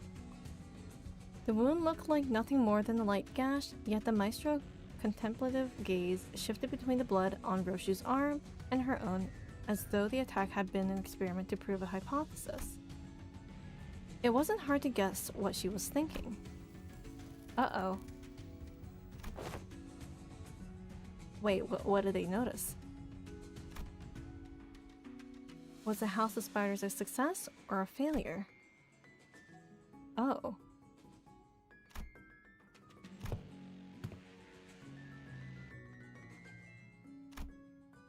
The maestro advanced towards us with an assured certainty. Oh. Then seized a beige thread dangling from the ceiling. No. Calling it a mere thread would be wrong. It was something that resembled a thread, yet felt much more disturbing. I don't want to know that, but okay.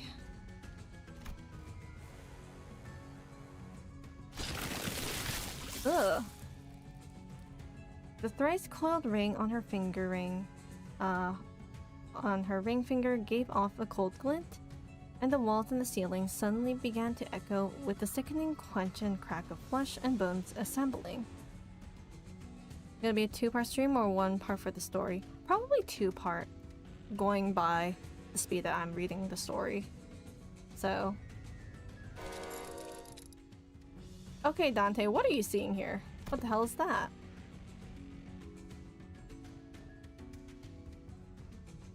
Claim this delivery of promising material with a single bite than a work of art fashioned from a snake? Uh-oh. Wait. The maestro plunged her arm into the long, serpentine body of a monster. Her sheer presence radiated a pressure as oppressive as that of the Nurse Fathers, only more primal and untempered.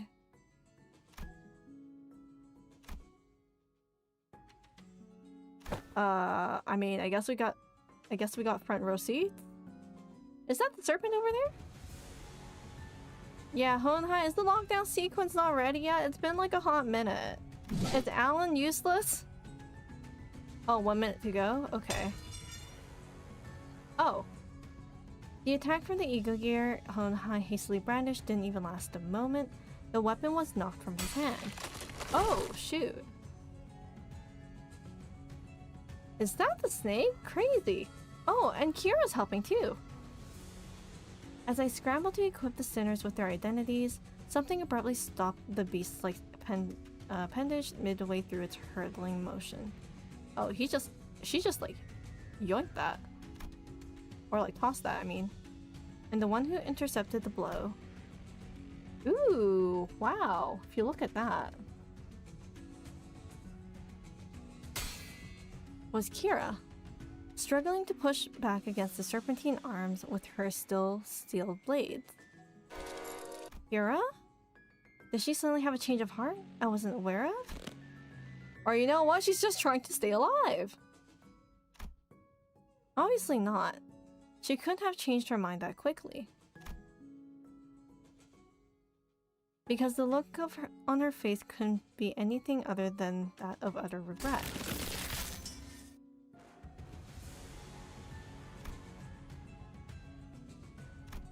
New kit? I thought she was old!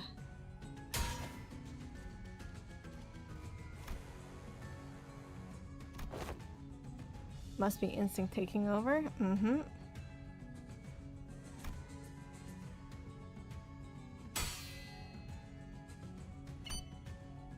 Ah, there we go. She's let loose. Kira's thermal weapons emerged from their sheath with a metallic clang. She used the recoil of the motion to skid back and assume a defensive stance. Naturally, that broke Benoit's arm from the deadlock. As well, the Maestro lashed out again with that monstrous limb, but... Oh! Dawn's stepping in too!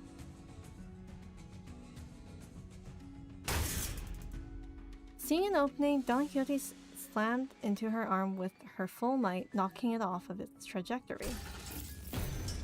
Ah! Oh! Okay, there we go. Alan's ready. That took 1,000,000 years.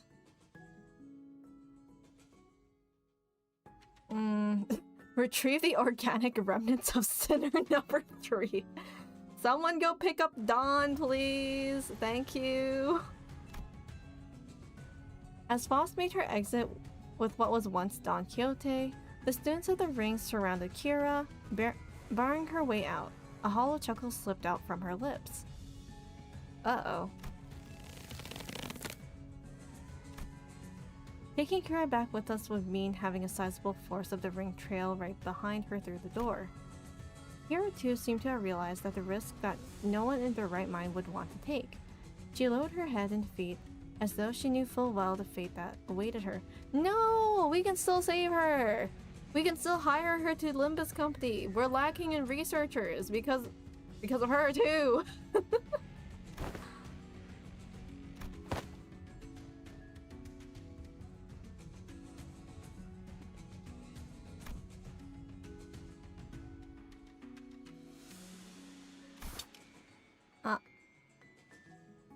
You TTM want to get cleaved in half again? What's this?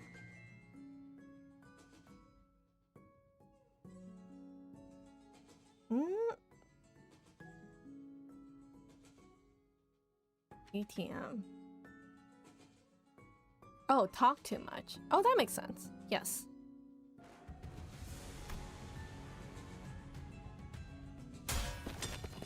Oh, there we go. Blocking the Maestro's arm by a hair as it came down on her again, Kira hurled herself towards the door with every bit of strength she could muster. It's okay, we can get rid of the mobs that come through the door. More than a few students rushed in through the doorway, chasing after the sinners who had gone in ahead, but... Ah, there we go! We're back! Fortunately, Alan managed to sever the connection between the two back doors before the Maestro could cross over.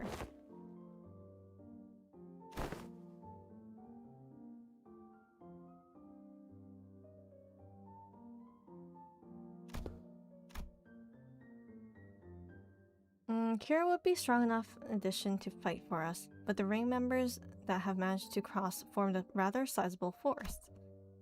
Fighting them off with the sinners I have at my side would not be the best course of action. In that case...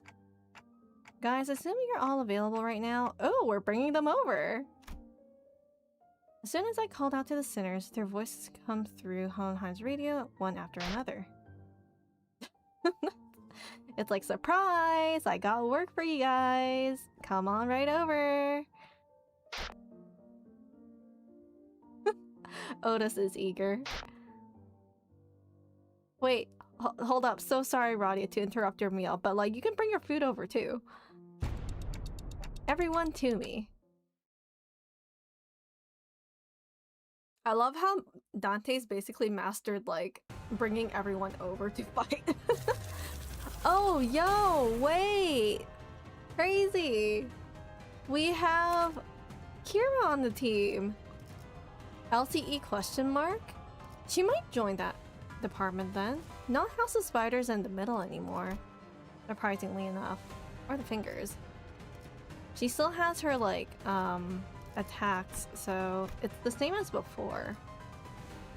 But also, wait, since she doesn't have the middle's powers, this is completely marked off. So, it's not middle style tattoos, it's just augmentation tattoos now. She has grudge skill? Is this just like reduced stats compared to when she was in the middle? Yeah, it's just tattoos now. Imagine being in the middle of a conversation and being teleported suddenly, right?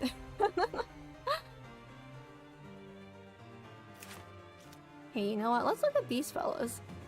Because the free welfare ID is basically this thing. And then the radio one isn't this one. I think radio is a bit prettier than these guys here, honestly speaking. Anyway, look at the queen. She's pretty. And then we can just do like normal, right? Yeah.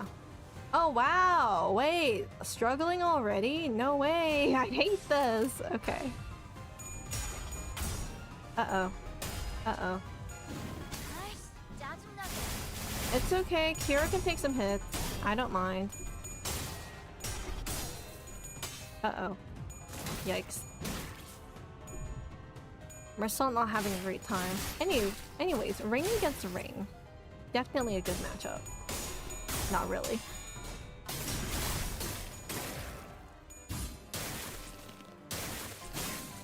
Can't go around using that name.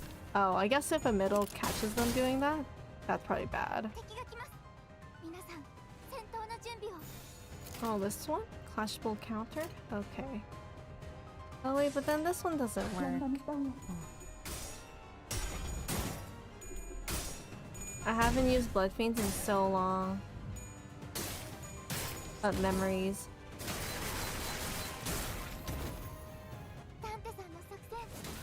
Yikes. Finally, winning some clashes here.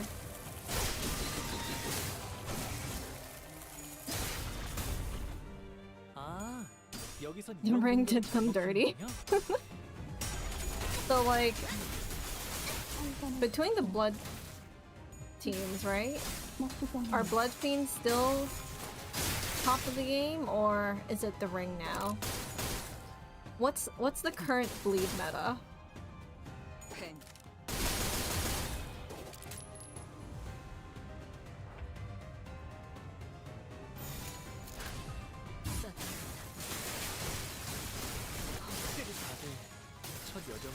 Ring is meta mirror dungeon? Damn, that's crazy. I mean, listen, maybe if they had like a Blood Fiend for Honglu, maybe things it would change the game. Listen. Or even Yisung. I'm definitely not biased. Also, I don't know how Nurse Father, Honglu, passive skill thing works on Foss Albina. Like the thing where he just randomly buffs her up. Like, when does this happen? Like, randomly? Like, I don't know. It just happens sometimes. And I'm not sure. Gets so much from how many debuffs you get in MD. Oh yeah, true. Oh, when she uses her skill 3? Ah, okay. Yeah, sometimes I don't even know what's going on between these two, and I'm just like, they do something funny. Pops off a skill, full red coins? Isn't that nice?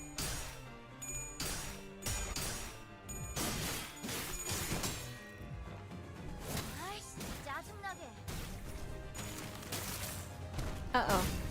Wait, that's a lot of damage to Yisung there. I didn't like that.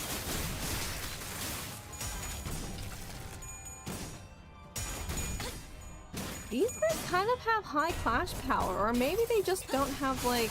Oh wow. Ooh, wow. Oh, that's a lot. Anyway, as I was saying... Like, these guys have high clash power. Don't they? Kind of feels like it.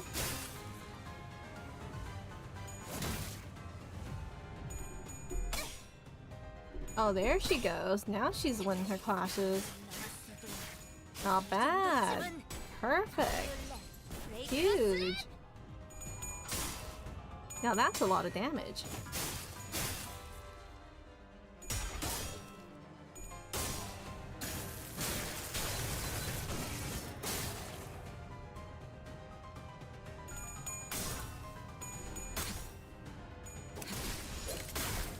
How much of a debuff they get unbreakables? Oh, is that what it is? Man.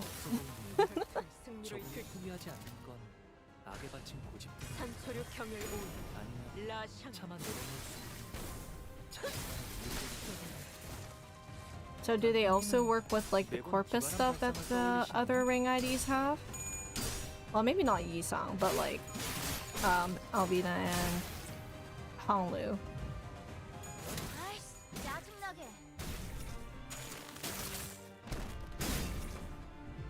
So much damage! At least we killed one.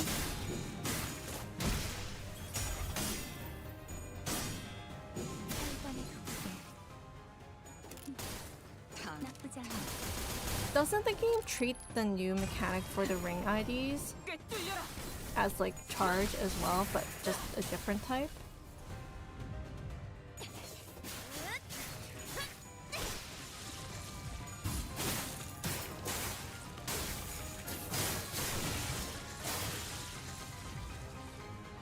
There we go. Battle done, though I'm not too sure if I met the requirements.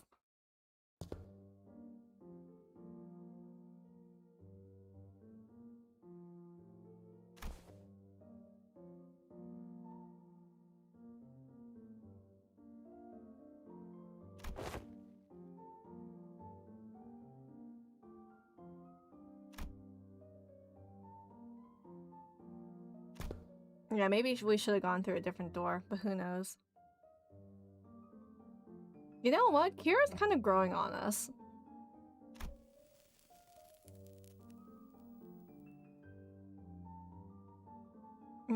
We would have opened them all at the end of the day. SD. SD? Oh, what's this one?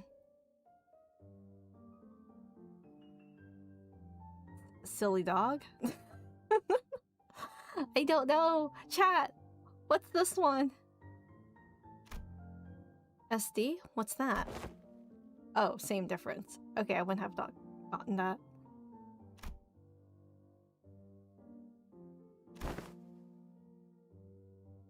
That's WA. What's WA now?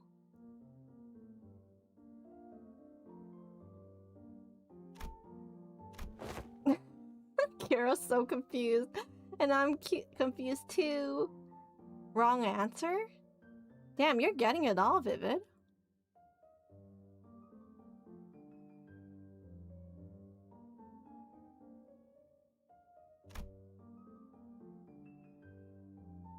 Now, is Roshi just nice to Kira because she's just like a kid? Because you know how Roshi was like good at handling kids?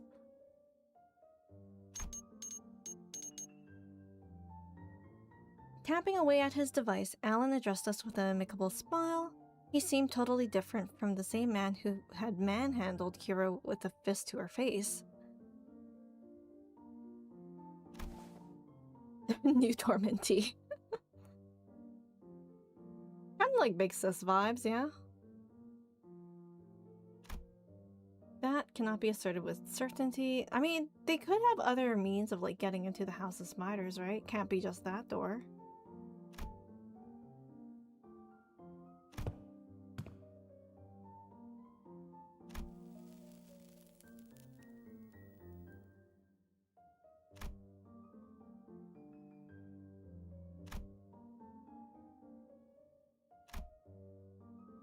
Alan clarified what Roshi was hinting at. Yeah, I can probably just walk to the house, actually. The power of the back doors is so, like, pretty big. Kind of powerful, in fact. Can get to one place to another, right?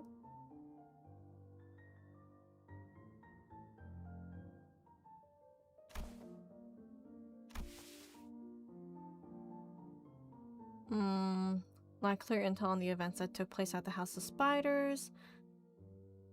So no one else outside of the House of Spiders kind of know exactly what went down specifically. Oh, did you beat Wait? Yo, it's nice. Congrats. Now you can move on to the next canto or intervallo.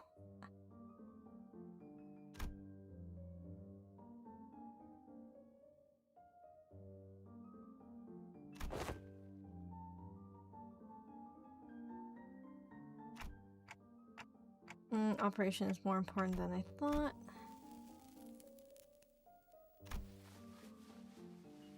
No, Roshu! Don't blame the scabbard! You don't know!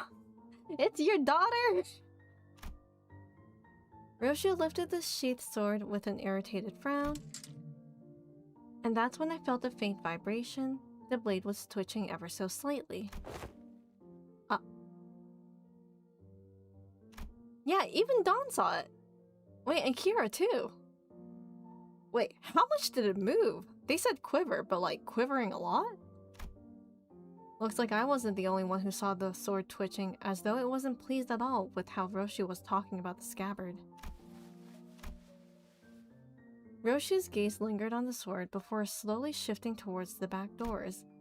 Could it be that seeing the scabbard brought back some memory of Arya?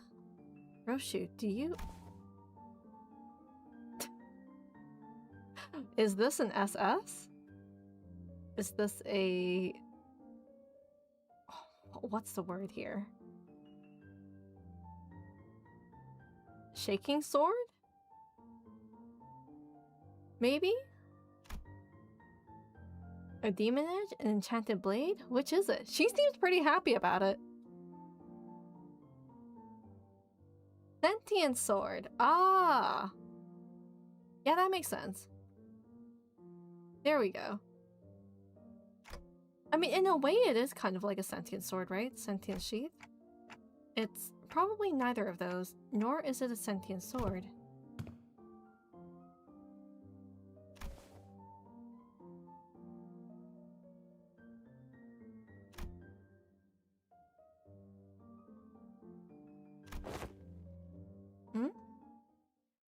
Oh, we're just gonna camp out here then? Okay.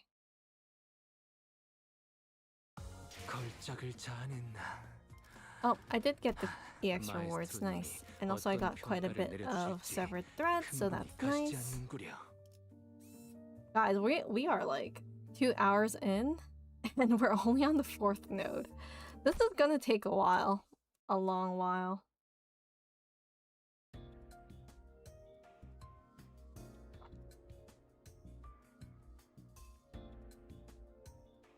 Hohenheim brought us to what looked like a research lab, lined with cables, rows of screens, and diagrams full of complex symbols and shapes.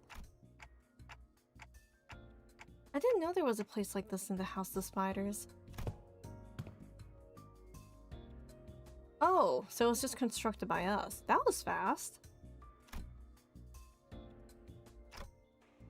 A regular phenomena?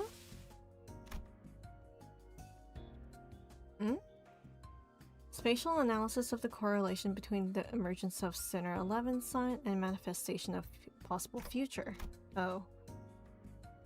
Looking around, I spotted Sinclair and a group of researchers surrounding him and the same people who had dragged him off earlier. Oh, there he is! With everyone else!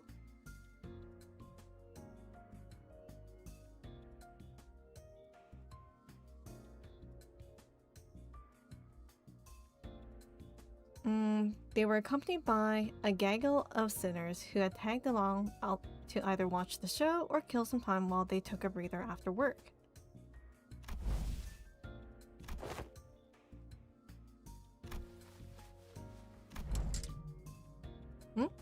The scabbard rattled again at the mention of an hour.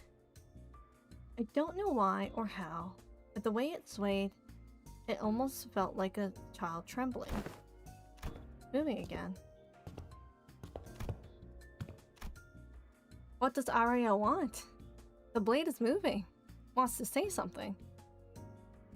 Ryoshi and Hohenheim headed off to the side. The examination was probably going to start immediately. Time to get Sinclair then. Wait. I was making my way towards Sinclair, who was getting bombarded with questions, when an unexpected figure behind a pillar caught my eye. Oh? Oh! Vespa! Where were you? Dawn was looking for you this entire time, sort of, like before, but there he is. With a big piece of paper covered in crooked handwriting taped on his back. Hold up a second. Snack thief? Oh no, what happened? Is he on par with Radia as a snacker? Ah, manager. Oh, yes. Oh. Oh, it was Karen who caught him.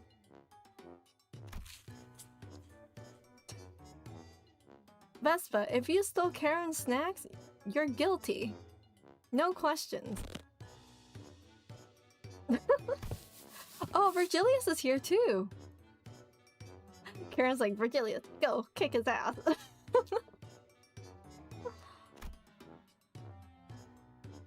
Not only this is the matter not worth pointing fingers over, but Karen also shares some of the responsibility for leaving them out on the table unattended. Okay, you know what? If Virgilius says so, fine. But he still took the snacks.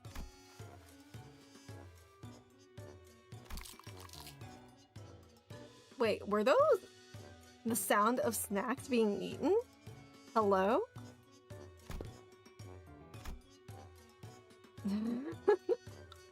Karen's super sulky mode engaged, not talking for half of a day. Uh-oh. Deploying super past bitter candy. Ah. There we go.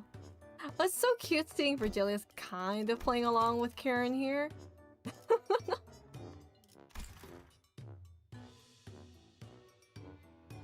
No, Vespa, I think you get to keep the paper on your back. That's gonna be your debuff for the entire day.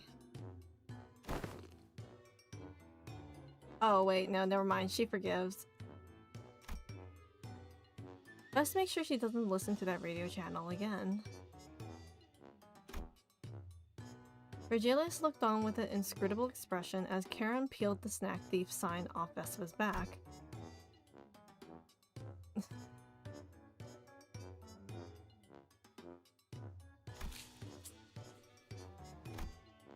Vespa gave it polite thanks, but he was already picking something off another plate and stuffing it into his mouth.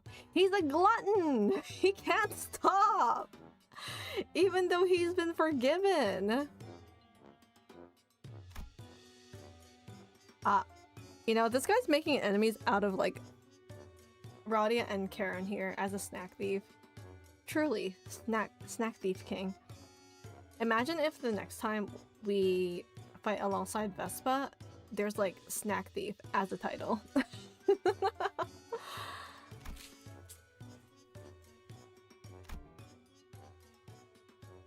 Well, I mean, she's there. You could stop though, bro.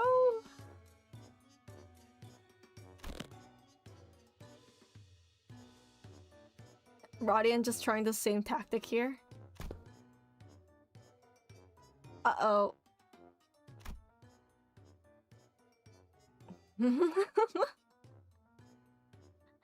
Oh no, she's being called out! Half of the total snack budget allocated to each center is being funneled into your snack expenses. Is Radia just taking everyone's snacks? Oh my goodness!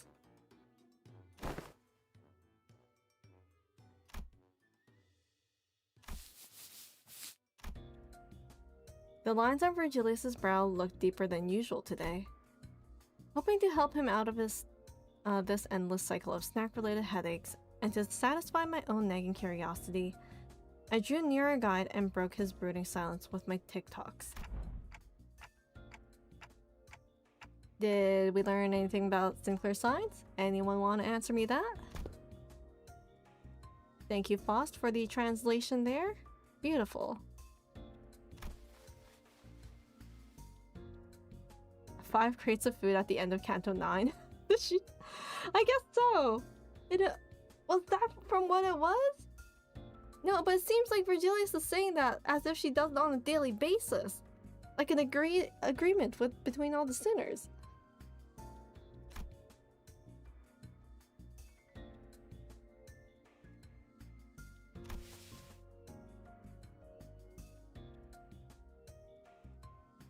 Are you ever gonna draw Honglu as a slime? I mean, we could.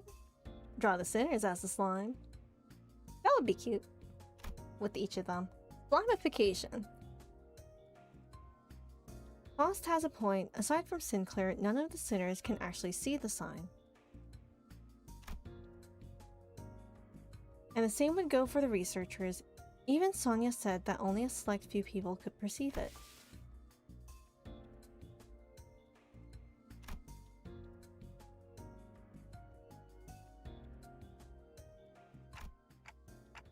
By individuals bearing signs, do you mean people like Demian and Sanson?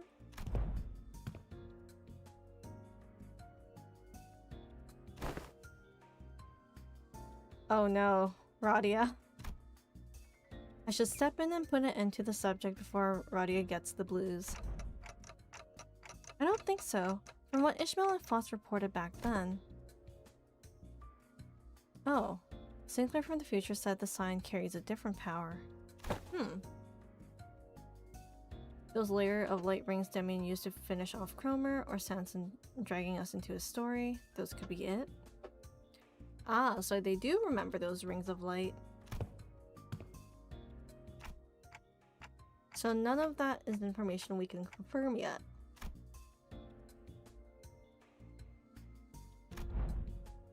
Oh, finally, Yi-sang appearance after so long.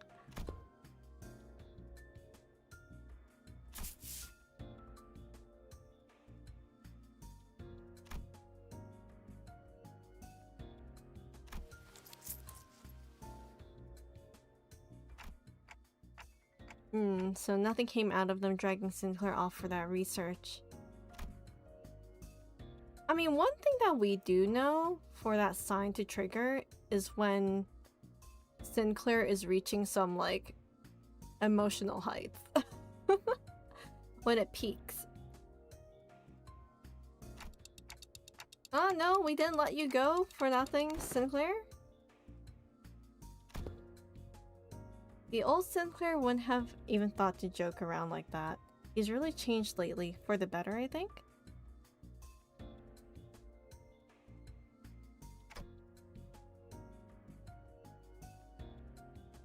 Slamion, Slime Claire, Slyishmael, Slime Lou, Slime Cliff, Yi Slime, Slime Tith.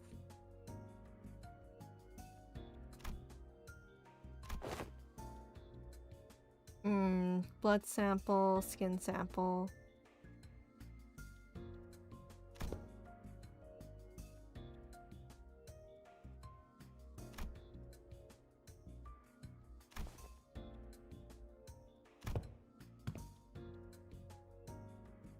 Ah, right. So Sinclair doesn't really remember what happened in that battle, does he? But for my future self to even have those memories, shouldn't I carry them in the first place? Which comes first? Chicken or the egg?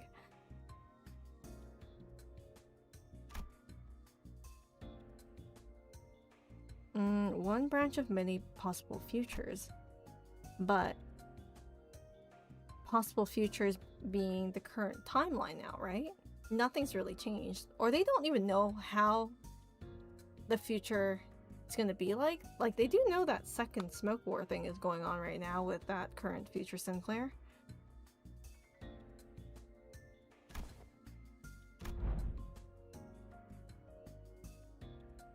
Try to translate Yi-sang now. Translating Yi-sang's paragraphs into monkey terms? That would be difficult.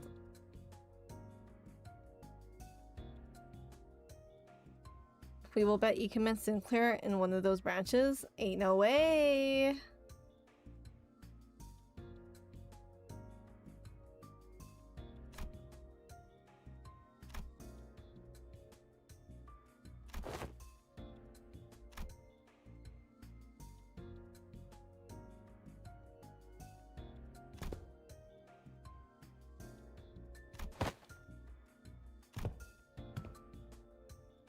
Mm-hmm. That's what he had. I used the glowing ring thing? Sinclair's surprised too! Limbus hacky. Yep.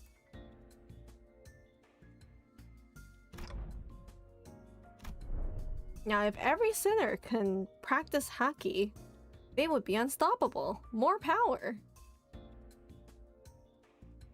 They could even train to hop on air, just like CP9.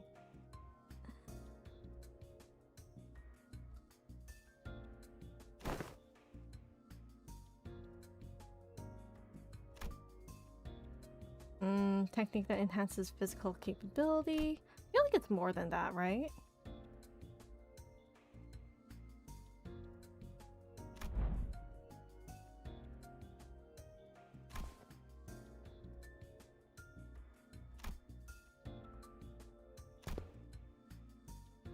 You know, why don't they just ask about it instead of just trying to figure it out themselves? Virgilius could tutor them, though it would be like a hellish training camp, that's for sure.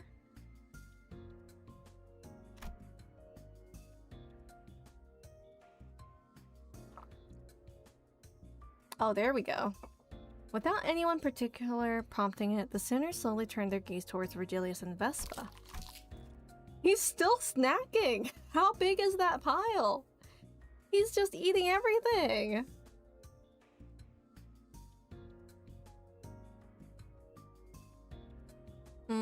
Wheeled it from a team leader. Oh, okay, so he learned it. Though so recent. Sensory understanding of Sheen, but you can claim nothing too profound. Spare some rumors. Okay.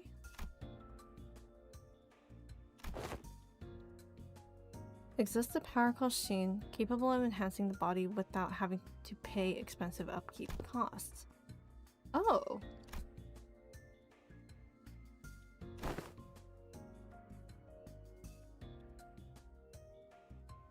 The super rookie column in the latest mag bonus fit.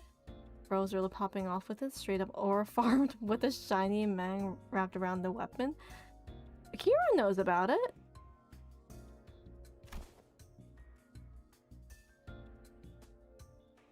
Don's like, how come I haven't seen that before?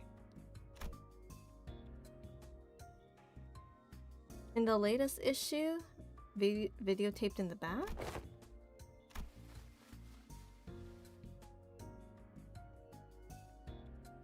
Oh, you know what?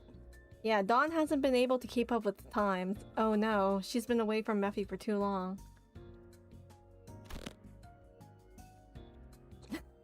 Woe is me.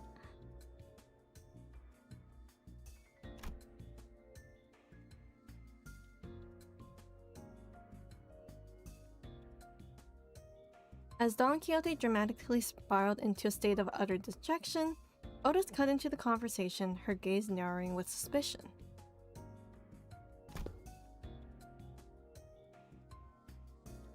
Oh, wait.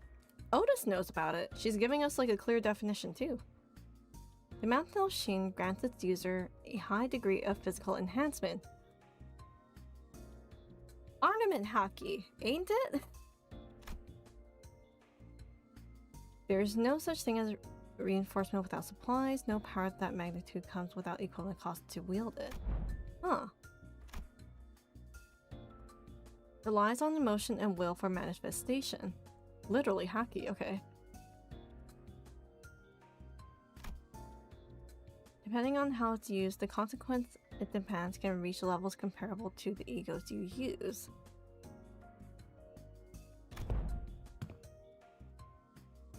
All on the mind, but if you have a strong will, then there's no problem. Maybe. Depends on how you use it. Ooh, he can train us through it? Please do, Vespa.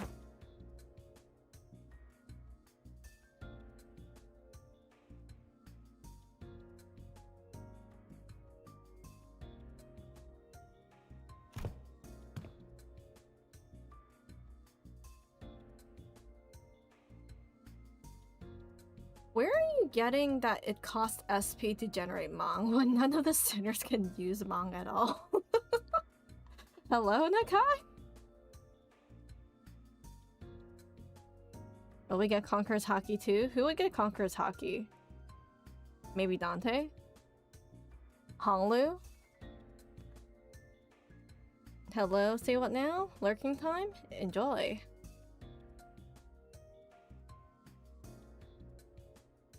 When Virgilius uses them in Canto 6, he loses SP for a monk? Does he now? Man, that's such a small detail. I wouldn't have known.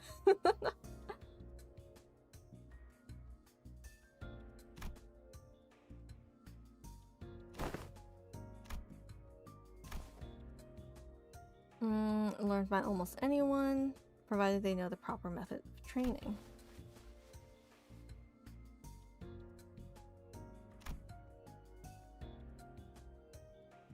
Says in the passives. You know, I don't even remember what Virgilius' skills even say. Guys. Heck, I don't even know what, like, most of the skills that the sitters do word for word.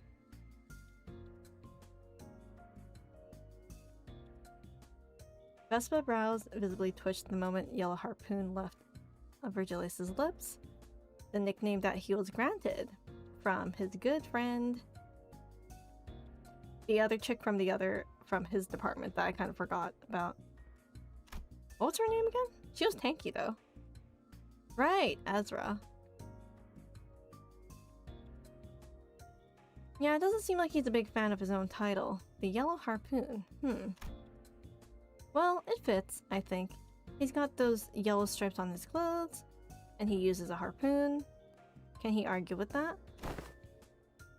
Like, what sort of name did he want in the end? I mean, he didn't pick it.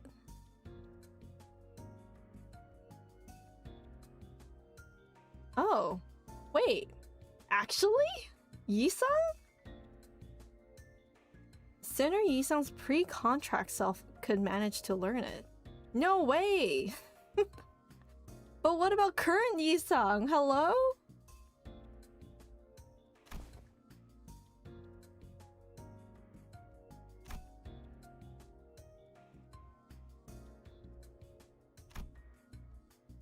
They're just comforting him. No, Yi-san! Why working wings?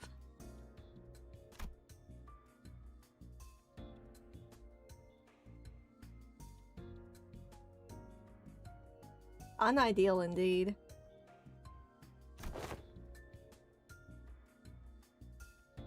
Your ability to wield it will be severely limited. Everyone's not at their fullest potential. Okay, maybe that would make sense. Unless you rely on particular IDs or come upon an extraordinary circumstance.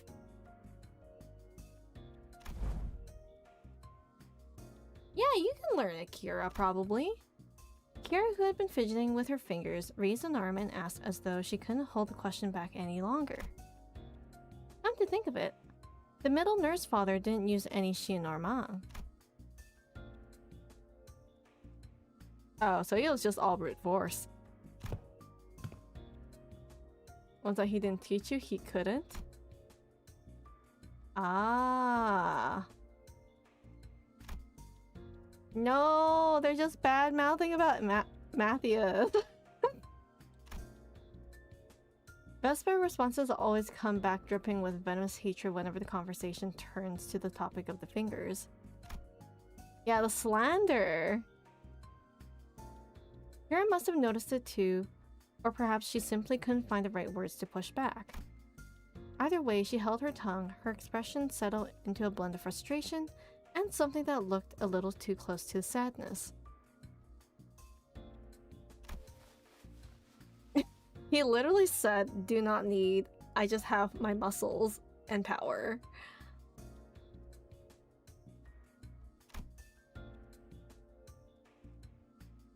Not even Regillus is like, "Oh, excuse me, not tolerate your continued existence." Keep the bar low, Kira, and then they'll surprise you with a contract being like, "Welcome to the Limbus company." Now you get some benefits.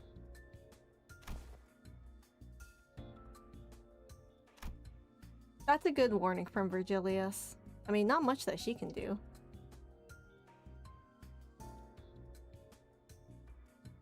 There was nothing in what Virgilius said that I could argue with. Here had been a member of the House of Spiders. She murdered scores of LCE researchers and left us with plenty of memories we'd rather not revisit.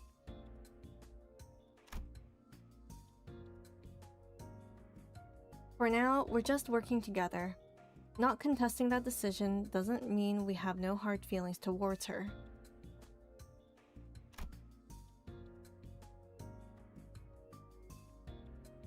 Leaving Kira alone with her thoughts, the sinners slip back into their own business, snacks, idle chatter, and conversations about whatever happened around LCE. Snacks that Vespa is quickly depleting, so I can imagine that Radia is going toe-to-toe with that man.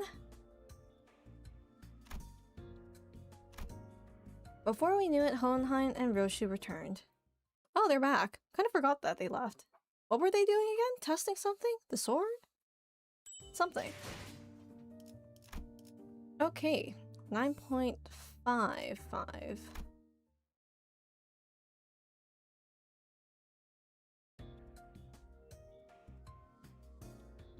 Okay, sword being a sentient one is incorrect. The scabbard. An ego forged with a rather paradoxical nature. Ah, here we go. Yes, yes, yes. We do know that she's an ego now. Why is she so disappointed that it's not a sentient sword? Roshu's grumpy dismissal made the scabbard quiver almost as if it had taken offense. Daughter's like, gasp! Mother, how dare! Somehow I felt like I could understand what Hohenheim meant by will now. She wants to talk to the sword. It was a reunion of sorts, one that gave both a tinge of sadness and hope. If the scabbard has its own free will, does that mean the owner of that will can be resurrected? Look, Dante has hopes! Look at that! But then we don't know. Not yet.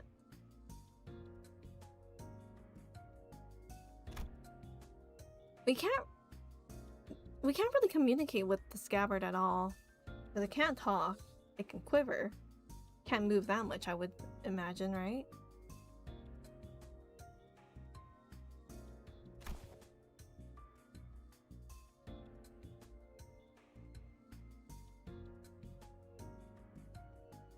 Ah, resurrection is a big taboo to the head? True.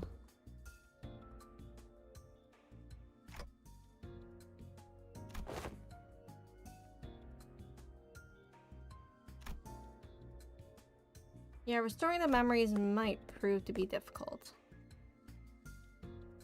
Why are you moving around like that, Hohenheim? Hello? Okay. Hohenheim cut himself off there, clamping his mouth shut as if any further exchange might scatter and mess up the theories he had constructed in our conversation.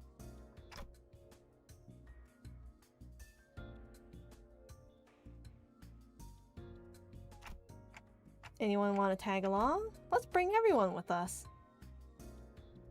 Munching on food, averting their gaze, the sinners were pretending they weren't interested at all. But going by the way their forks had long since stopped moving, it was pretty clear to me that they'd been intently listening in on our conversation.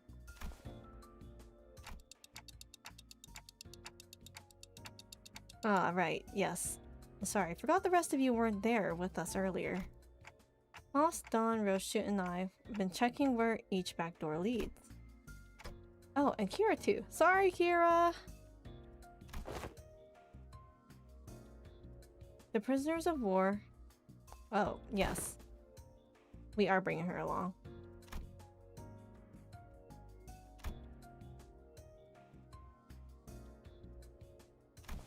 I mean, she protected us earlier, Otis. You should have seen.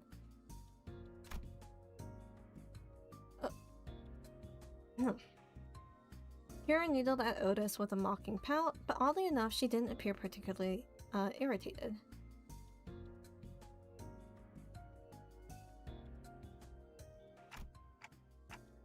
Anyway, I think it'd be better if we had a few more people, just to be safe. AKA, let's bring all the sinners, except for Gregor, because he's kind of still recovering.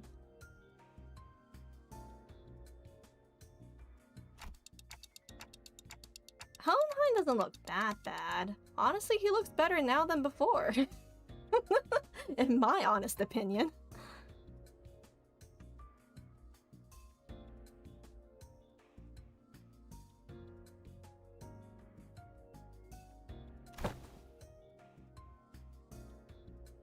Otis and Heathcliff's hands shot up the moment I finished speaking. Okay, Otis, you're in the team. Welcome. I knew I could rely on you, Otis.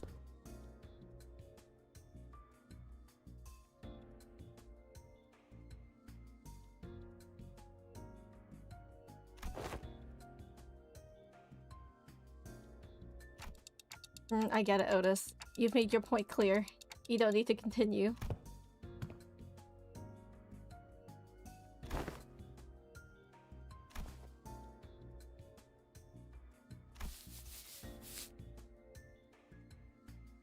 Wait, what do you mean, Roddy? Are you gonna pass?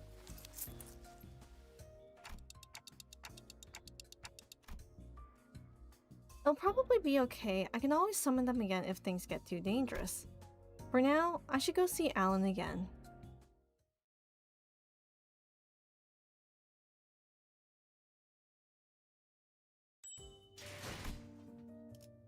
The first progress rewards, my lunacy is slowly going up. Surely. Okay, finally, another battle node that we can kind of work with here. 준비한 대로만 하면.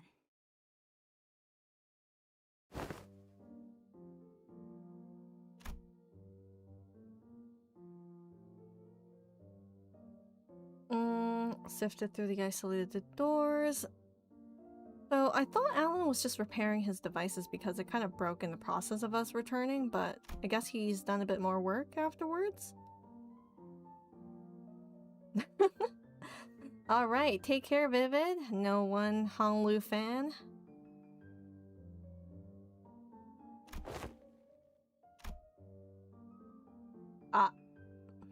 Yo, Girly Pop admitting that she was gatekeeping more stuff? No way. Gatekeeping? Oh no, Alan doesn't know the language.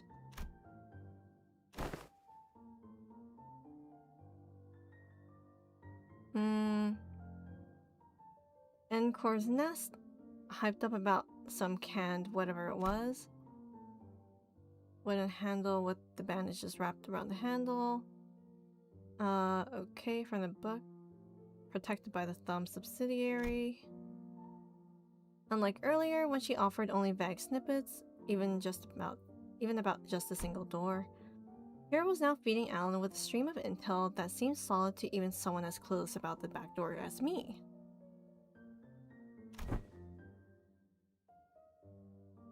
Experience in the can is pretty good. Hello, Nakai? Would you want to go there?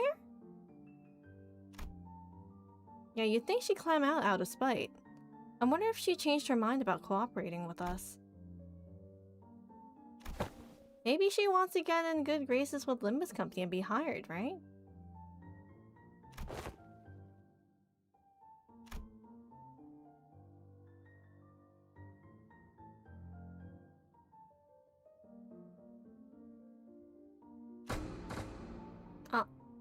Alan tinkered with the devices around him and flashed a couple of doors with blue light. Guess that means we can start with those. Where do you guys want to go first? You know what? Trust in Heathcliff's instincts to pick the safest option for us. Or that, or he brings us to the most dangerous option. Well, Alan did say these are the safest ones, so it shouldn't matter which one. Just as I reached for the nearest door as Heathcliff told me to, Roshu suddenly veered off, stopping in front of another one that stood a few steps apart. Door feels familiar? You recognize that door? Oh. Wait. Hardly had Roshu stopped speaking when a fragmented memory paints over in parts slipped into my mind. Oh. Oh, not trauma. Go for a walk? That memory just now. Could it be tied to Arya? Let's start with that door.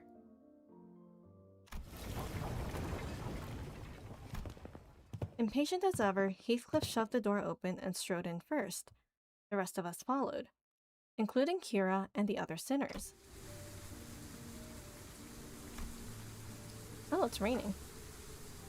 Welfare facility located within a nest, most likely a park. A witch nest. The walk the past Roshu mentioned in her memories, the sight of people fussing over their pets. Pieces clicked together and it voiced the other memory I saw back at the House of Spiders. Did you ever come here with a puppy named Saru? Oh no, Saru!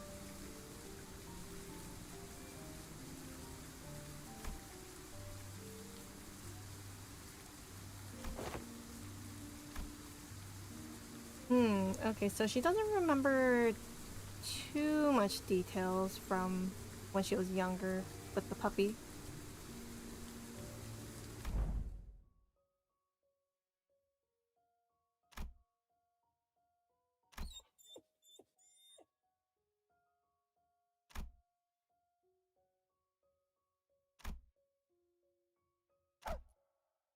But instead of walking, Saru needs to heal up, baby Roshu.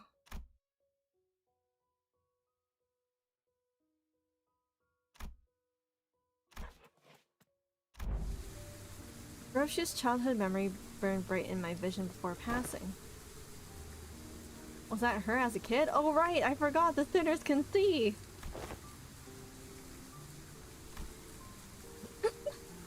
Roshu's not happy about them seeing. No, no, no, it's unintentional. We can't control that. Everyone in the area sees.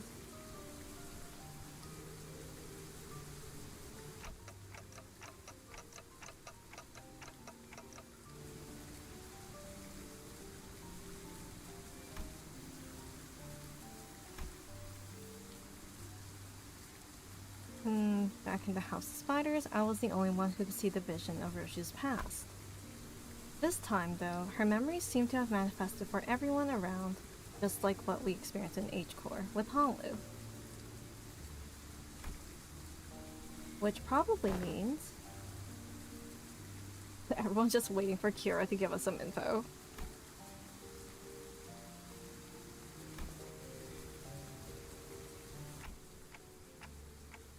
Yep, doesn't apply to Kira, so as usual, only the sinners can see the memories. Then again, unlike how it was between Lin Dayu and Honglu, Kira doesn't have any direct connection to Roshu. I guess it makes sense.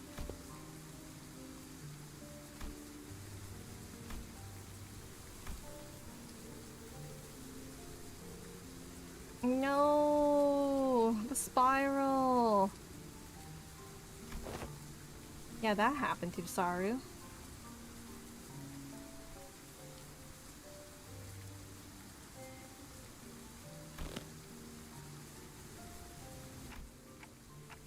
So what happened to Saru in the end? Died before her time.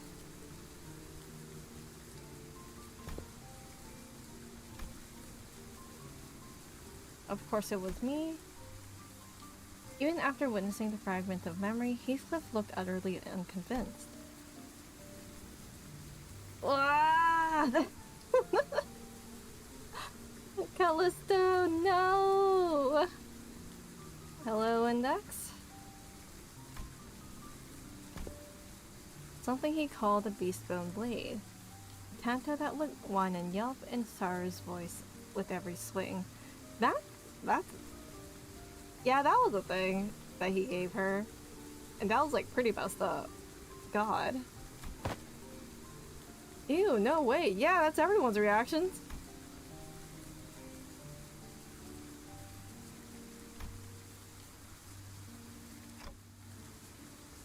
Oh, did you say alive? Yeah. No. Honestly, crazy work of keeping the dog alive in that blade form.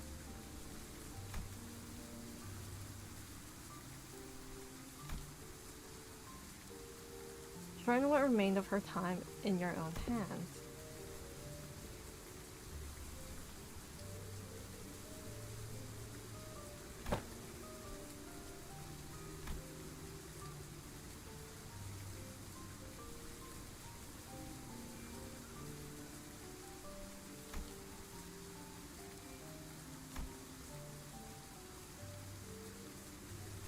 Ah.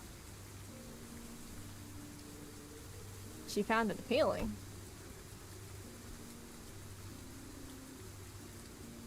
Failed to stick to his own advice. Something that he always used to say.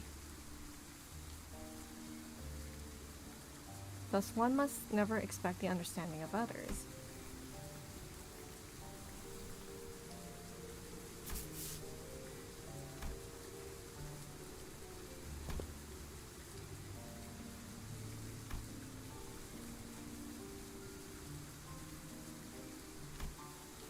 Oh. She was about to say someone's name. For who? Rattle. The scabbard moved, and Roshu came to a pause, as if reacting to that sentence. It trembled. There was once a strange liveliness to it, as though it quivered between fear and anticipation.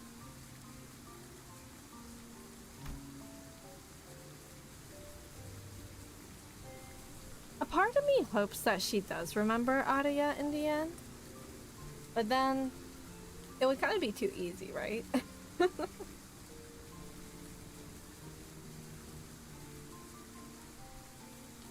I mean, Leihan was just a tutor. He wasn't more a nurse father, but he was one of the nicer tutors that Roshu had during her time.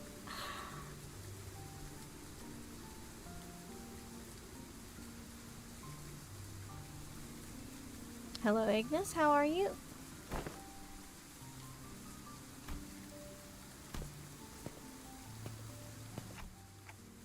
Yeah, nothing else worth checking around here anyway. With the inspection complete, we quickly followed Roshu back. She stood in front of the artworks covered in sheets of cloth, lost in thought.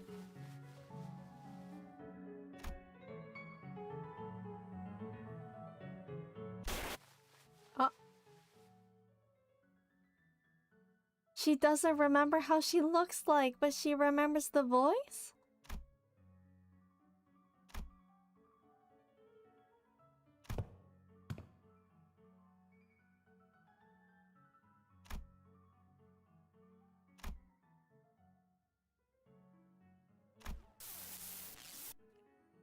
Oh?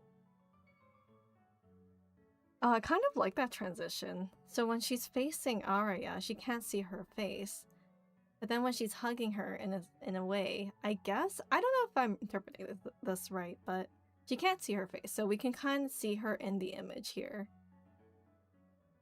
Wait, but then we can see Arya's name here, because she's visible. Hello?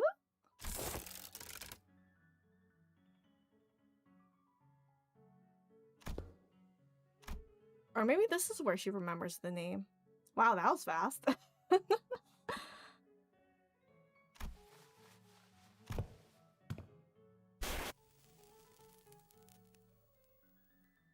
I was hugging something in my arms. It was crying. Okay, she still doesn't know yet, but it was something. The lacerated memories can never be made whole no matter how many fragments are glued together. We could tell Roshu everything we knew about Arya, but it'd never truly reach her. Oh, she figured out the name. The sensation and emotions for what's been emptied began to entangle with Roshu's memories. And that makes it possible for us to reminiscence about Arya together. The soft rattle Arya gave seemed to show how pleased she was with this small step. Alright, time to go out and check out the next door. Hello, Mew. We entered several more back doors that Alan pointed out. But unfortunately, none of the places we ended up at stirred Roshu's memories any further. Oh, isn't she happy? Look at that. Yeah, the name is a start, for sure. Uh-oh. They're back! The ring assailants from before? Infiltrated via a separate route, another back door that wasn't, dealt with, so we've been compromised.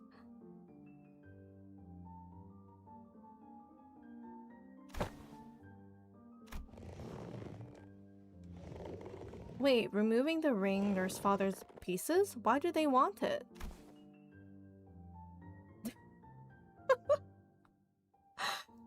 Seeing Kira's, dialogue, so funny. I thought Robo-Unk was washed? He's got so many fanboys and fangirls here.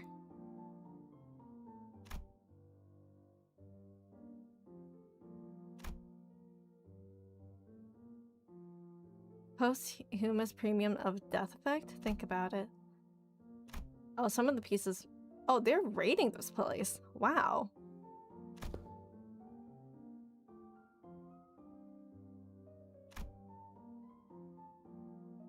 Labeled with a pathetic notion of heritage connected to their name. I mean, free artwork. Not that Limbus Company wants it. You know what? Limbus Company can set up their whole gallery here too if they keep the artworks and stuff, but they're kind of freaky.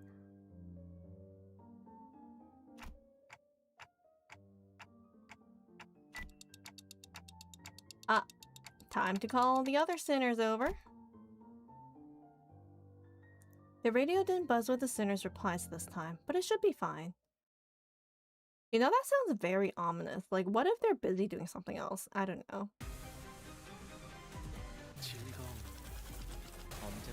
But okay, welcome back, fellas. So the only characters who didn't stay around... Like, we know Honglu is with Greg, so he kind of doesn't really know what's going on. Yi-sang's with the researchers, Radia's like, nope, not me, and then Marcel's like, yeah, no. Anyway, so let's continue on here. So, this one. I mean, clashable counters, seems like everything's like working, so I'm just gonna like pop these off. Snacking and resting.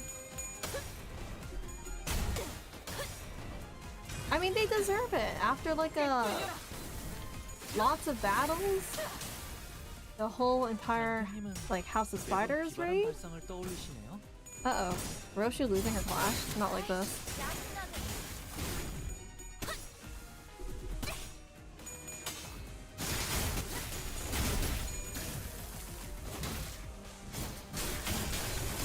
I think like nearly half of my sinners lost their clashes.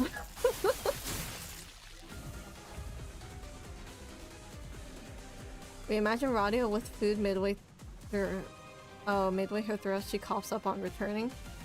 At that point, like, save her. She's choking.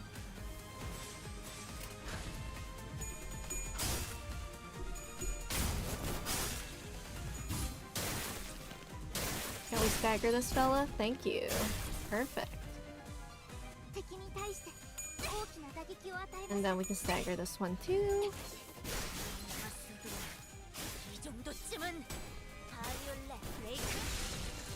Ooh, Kira's good.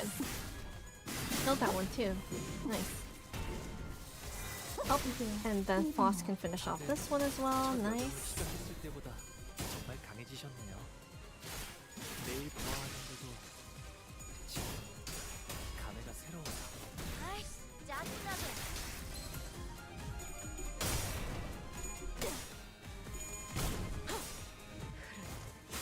You know, so far so good.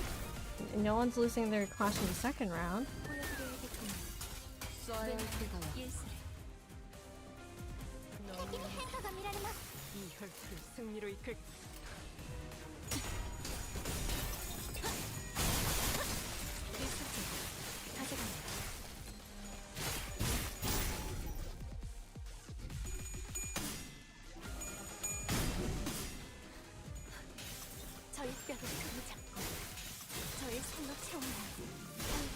You know, that attack looked a bit different from before.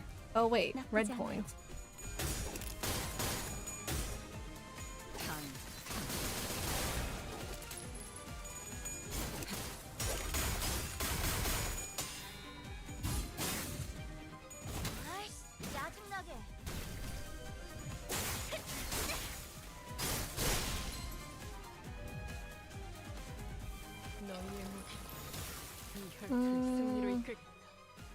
Man, not that many AoE skills I can have.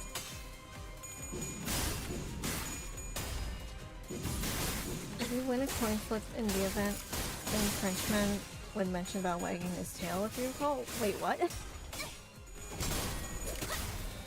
Oh, like the ID? I don't have it yet. Doesn't it cost like 1k? I still need to do the event several more times. I probably won't like have a decent node to farm on. I will just like redo a map over and over again. Because like so far each node is giving me like 100 for the starting amount for first time clear. So if I do like 10 nodes I'll have enough, right? Just run MD 200 a run? Oh really? Hard mode? Up until the 5th floor?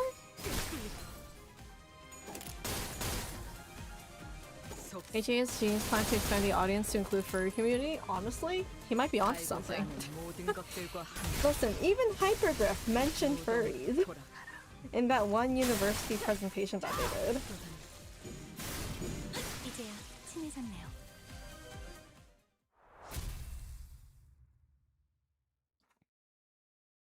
Support ID for Radia?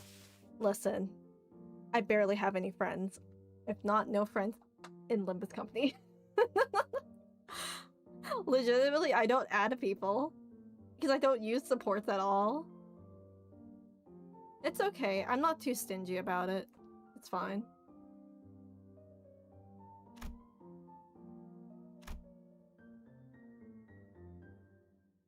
Yoshi kept glancing around as if searching for someone, but fortunately, no other ring members were in sight.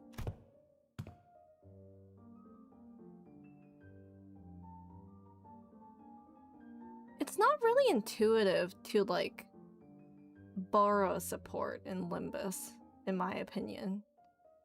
Because throughout my time playing Limbus Company, there wasn't any need to add friends, plus there were no benefits to adding friends. Unlike with Arknights, you know, where you have, like, friend space where you can get, like, credit and stuff, and use that currency in shop. Even in other games too, with like friendship bonuses and stuff. Limbus doesn't have that. So, I don't know.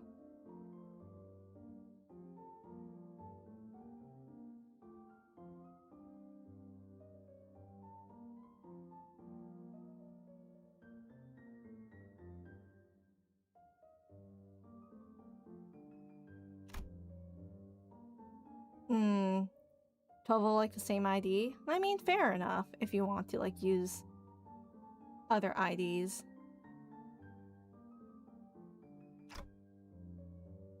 But I guess to each their own. I'm fine with just using whatever I have on my account for games.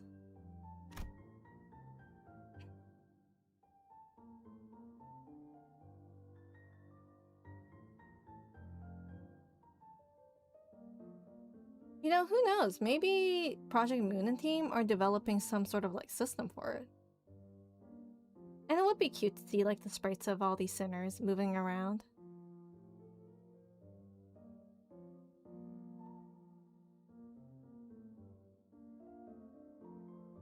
Mini raid boss next update for event? What's that? Have I been not caught up with the news? Are we getting a new event for Limbus already?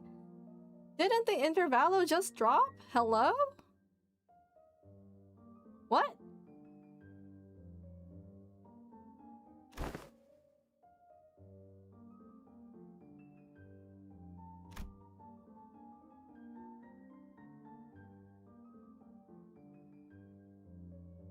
Ah, upcoming. I mean, if it comes, it comes. I'll check it out eventually. Since I do play Limbus, but not as actively on stream as I do with Arknights. So, yeah. I mean, when's that next update then? Because Arknights is kind of getting busy.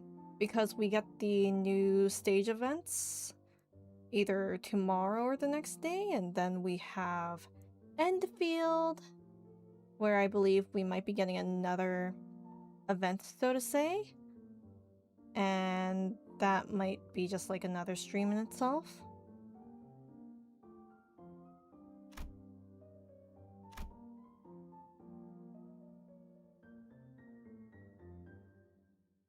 When does Slime play MD until 4:15? Ignis! I did that!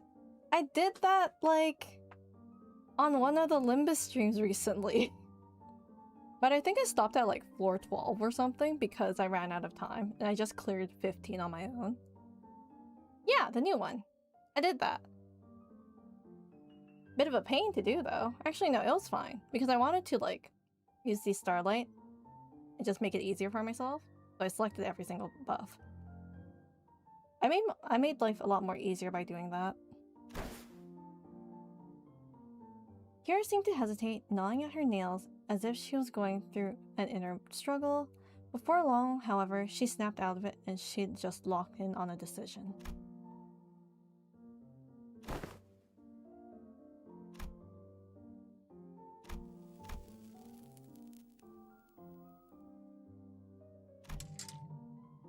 The scabbard gave a faint, restless stir. Perhaps it wanted to comfort Roshu the only way it could. I mean, why make it hard for yourself? Exactly. I mean, the first time I did MD, I think I told you guys, I didn't even know how hard it would be. So I barely took any buffs. I only took out, like, that cost one. And maybe, like, the first buff for the power up and clash up effect. And that was it. And I still somehow managed to, like, clear 415 last season. It was a struggle. And then the special encounters kind of surprised me too. I was like, oh my gosh, what am I fighting? Yeah, I don't do challenge runs at all. It's not my it's not up my alley to do those kinds of things.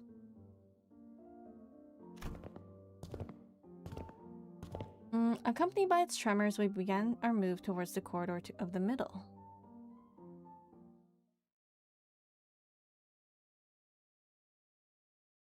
Hello, Lord Lolo? Yep, we're winning. Battles aren't too bad. They're pretty good, actually. And look at our rewards here. We have 250 right now, and maybe it'll be, yeah, 10 more nodes. I mean, 8 more nodes before we can get that ID. Oh, this one. It gives 100. And then an extra 90, so maybe 200 from this one? Not bad. Also, this might be a big battle too. We'll try it out.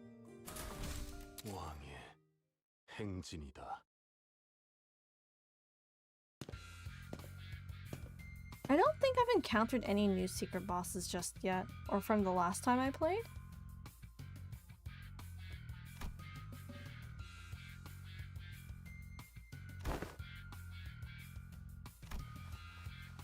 TV's gone, the couch too. Oh no!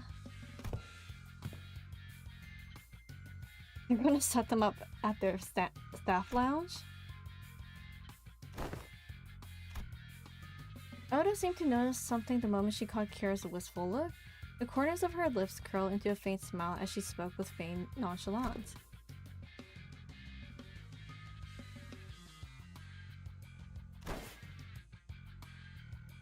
Kira being tsundere here. Oh, nurse fathers? Oh gosh, that's terrifying.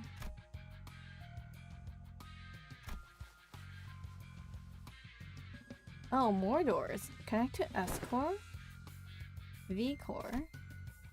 Wow. Having lived here and made frequent uses of the door herself, Kira was clearly the right person for the job of identifying where each door Wayfarer company had asked us to explore. I mean, if I ever do feel like doing another floor 15 run, yeah, I'll think about it. Directed by Kira and accompanied by Alan, we checked the doors one by one. Until there was just one back door left to open.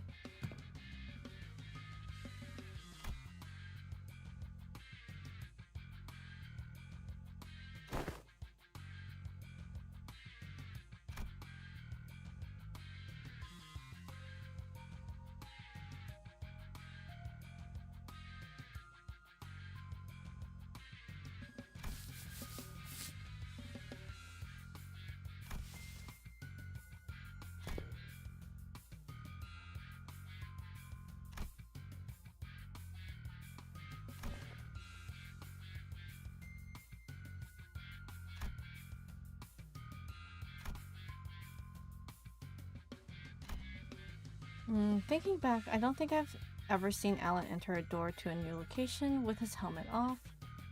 It must be one of his precautions just in case. Maybe his dry smile and unsettling lack of reaction to anything are hints that he's simply seen too much to be fazed by most horrors.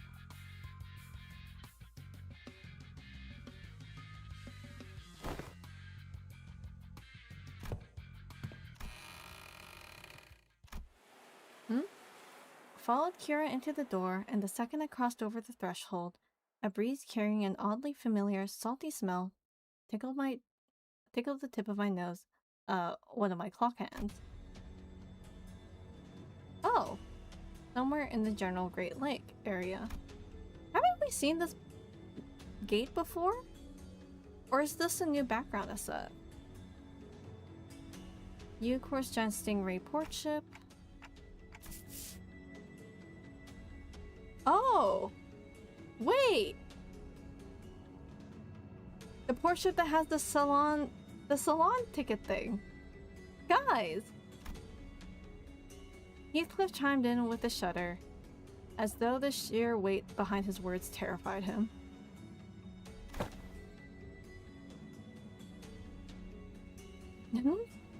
We shall finally be made audience to young Heathcliff and his hairdo most luscious.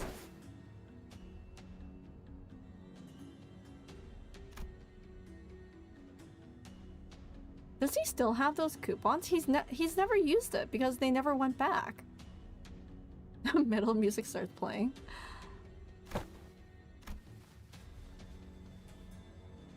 No, he has no one to spruce up for anymore. Kira's like, can I have him? They were regulars at this place? Are all the middle regulars at this hair salon place then? He'll bring loads of coupons back home. Kira, who seemed ready to launch into a cheerful rant, came to an abrupt pause like a bike tripping over a ledge. Her face fell as she lowered her gaze and scuffled a pebble away. Oh no! Yeah, she's still kind of in denial about why Matthias just did whatever he did, like bisected her.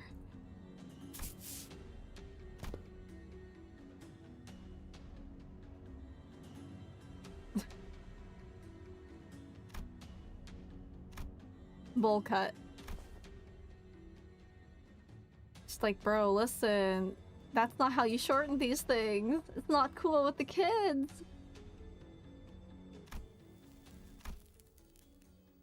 For some reason, Rose just seemed almost gleeful to hear Kira's correcting her acronym. It was reminiscent of that self-satisfied look she'd get after confusing us with these acronyms, especially during the early days of our bus journey. Also Arya!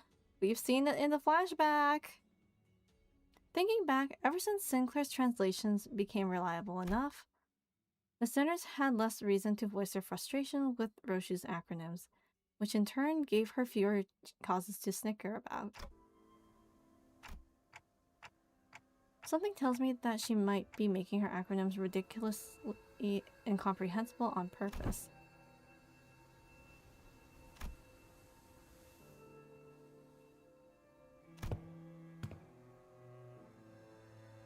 Yeah, we don't have Sinclair with us.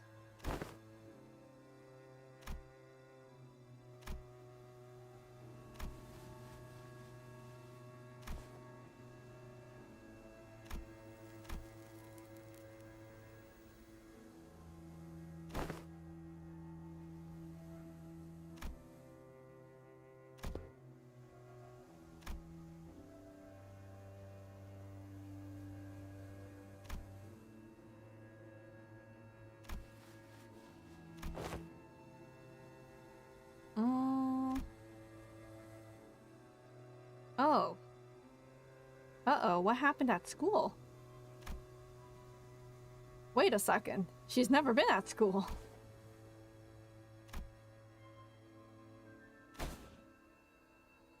Oh? Saw a clip of it.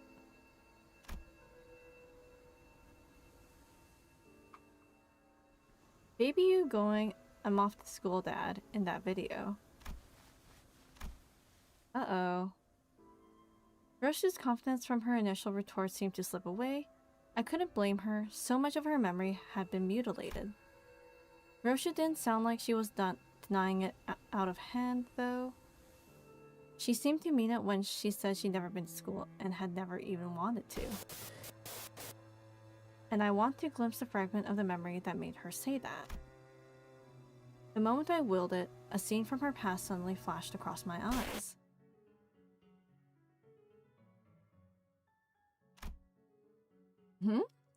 This is a blank blank blank, a subsidiary of the Ring? Academy. Wholesome family recording. In a different sense from the House of Spiders. You sure it was a school? Not like an art academy or something like it?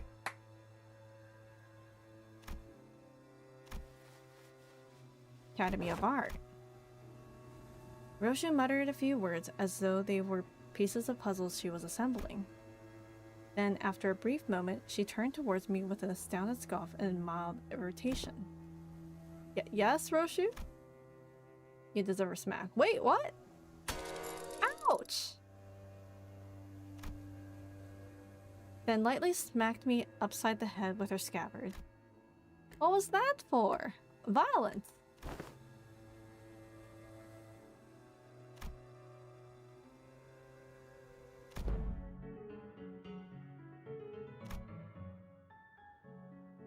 Aw, look at baby Roshu there.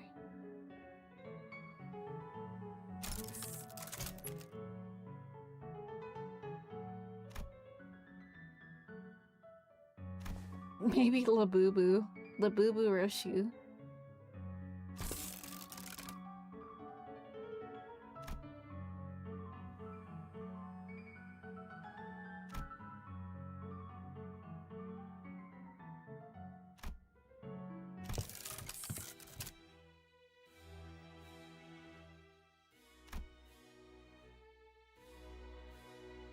I'll be right back.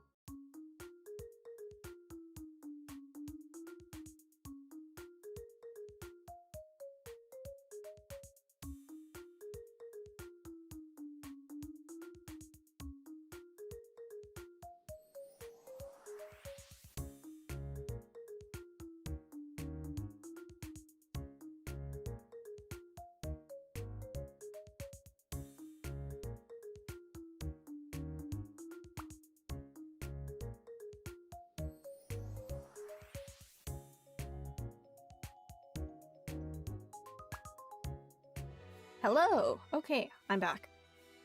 Raccoons? Yeah, they were raccoons. It's summer, and now they're back. Big family, too.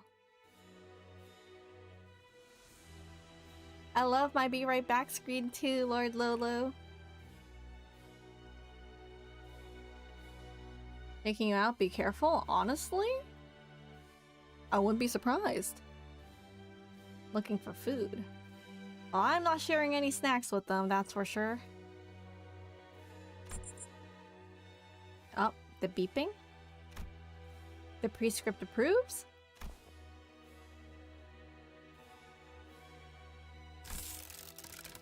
What mistake?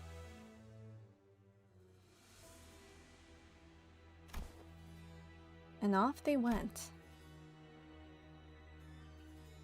Rian knew what was gonna happen at the academy, and things aren't gonna be that great seeing Roshu's reaction.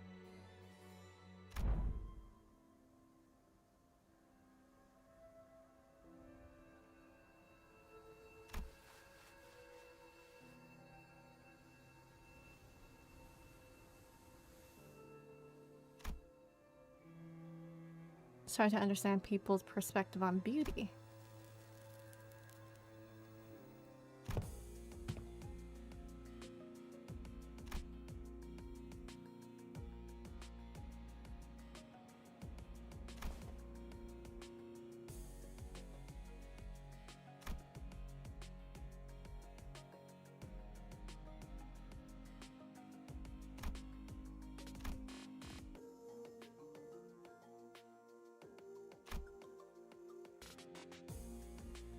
Man, they don't like the gore and stuff?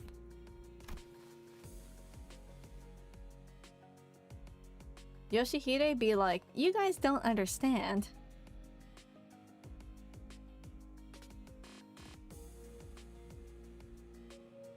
Rap God Yuuko isn't real, she can't hurt you? Oh.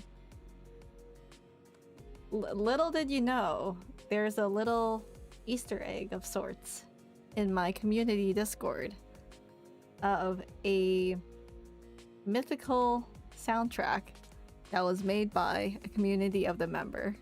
I mean, community of Yuuko. It's somewhere there. I won't mention what it is, but something along those lines.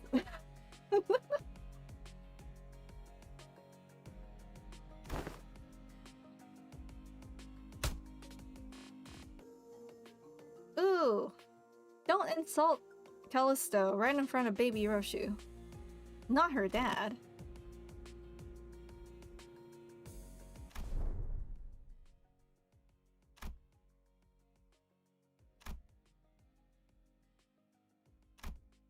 Hot to dislike.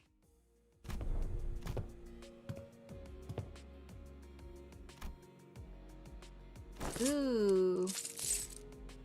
Matthias is ready to throw hands.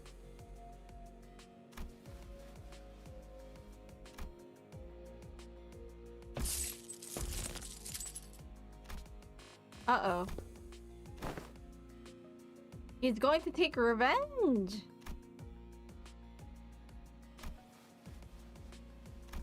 Bro business. Family business. Uh-oh. But then doesn't that mean if Matthias probably like beat those guys up, Roshu wouldn't be able to go back to the academy, right?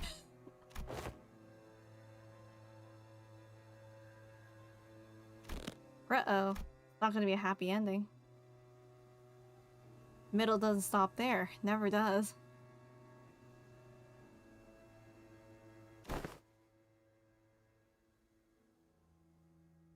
Member of family that automatically gets you written up in the book. He did what he did in the end. Ooh.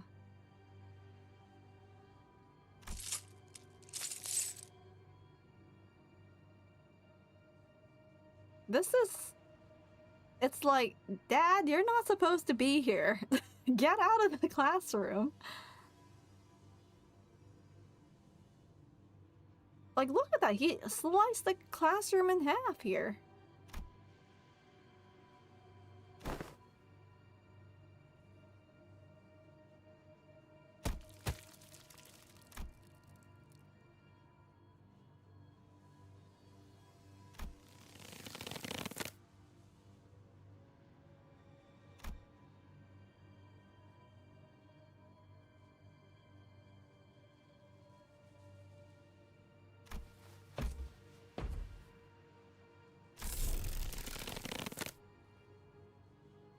Oh no.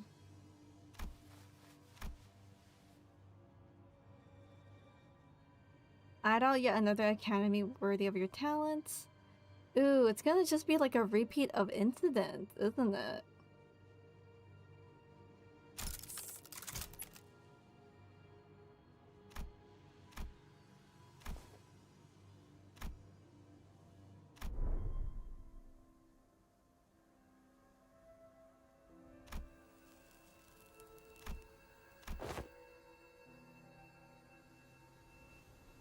Matthews, in a way?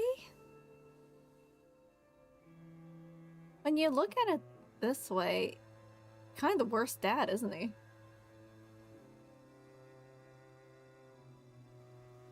You get triggered so easily like that. You know what, Matthews? You're kind of going down on the list of, fathers. Or Yoshihide here.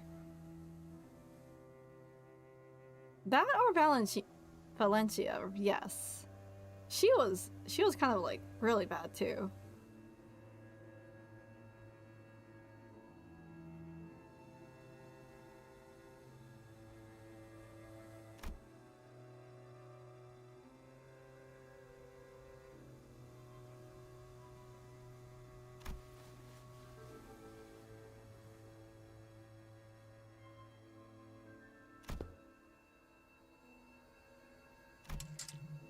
The scabbard, which had been stirring lightly as Roshi recounted her past, soon began to rattle audibly. She's trying to remember!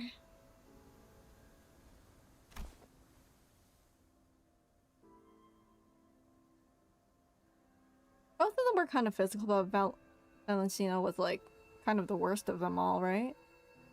In terms of like domestic violence.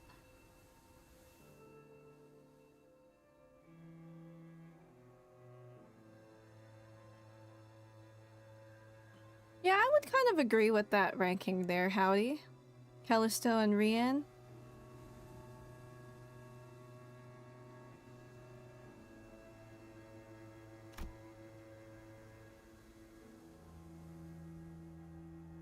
Roshi patted the scabbard with a gentle, reassuring pat. The scabbard that was once Arya, a memory without attachment. It appeared to me almost as though she was pacifying a crying child. Seeing that gesture, Heathcliff briefly cast a sullen yet faintly expectant gaze between Roshi's scabbard and my device. He must be thinking back at his last conversation with Catherine. Man! This is getting everyone who lost, like, someone that is no longer in the world of Project Moon and forgotten. Well, there's only two people so far, which is Heathcliff and, like, Roshi, but Roshi doesn't remember.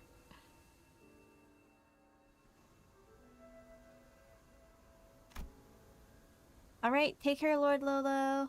I probably need to log in to do my Enfield dailies too after stream. I doubt this device could do anything for Heathcliff at this point.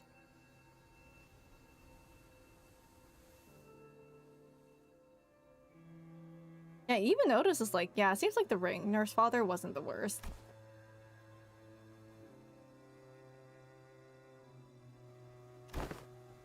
Oh. Hazy memories, almost forgot to mention.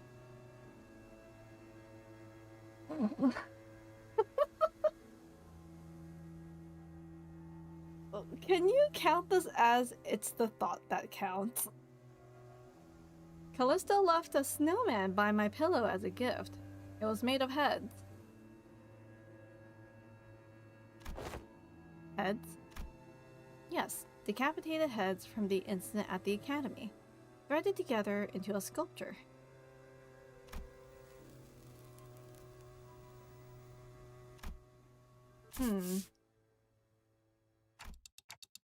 Well, with that covered, do you guys want to head back? Oh, getting that treatment now? Oh! They found us! They came out of the hair salon!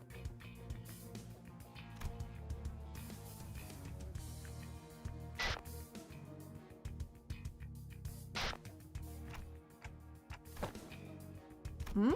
Wait, why are we stopping? Oh, smack dab in the middle protected turf. That's gonna be a problem. We've already drawn the ring's unwanted attention.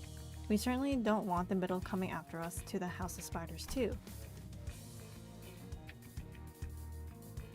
Sounds like you got a GI? Good intellect? Huh. Play whack-a-mole? Okay, we can do that.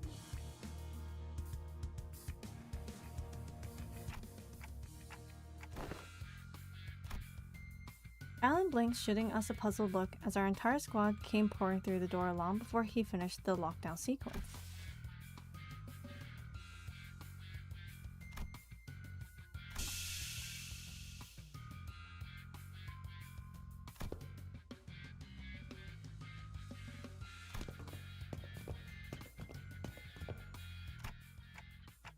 They want to summon them while they're relaxing, but, well, can't be helped.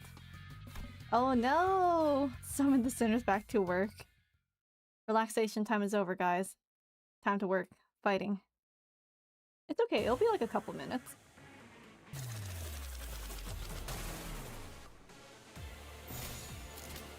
Immediately already we have a struggle somewhere. Yeah, he somewhat cared.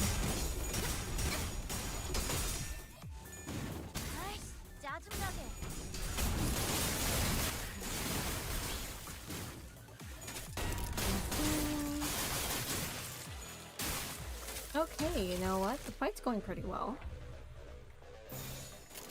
Nothing crazy happening. Never mind.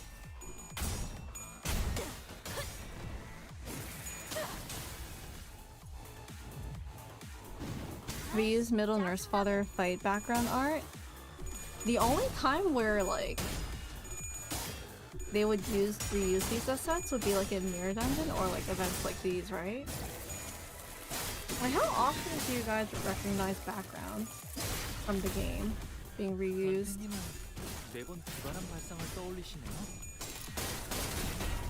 Unfortunately, YouTube with this ad is something that I can't control with whatever they show you.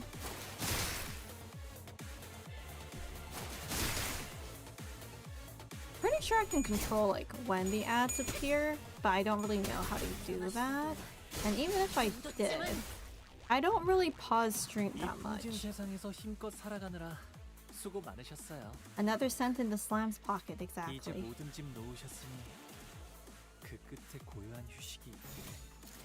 Uh-oh, this one's like this.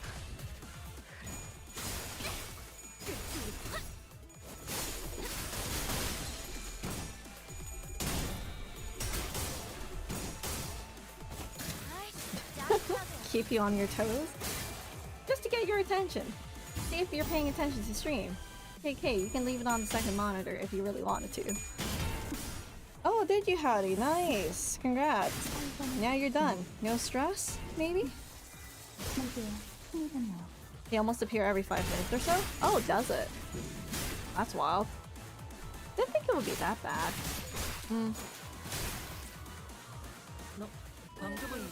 Or maybe it's like different for each person? Seems like Beetle's not getting it every 5 minutes. 33 ads for almost an hour that stream. Wow. I wonder how it works for the targeting of ads.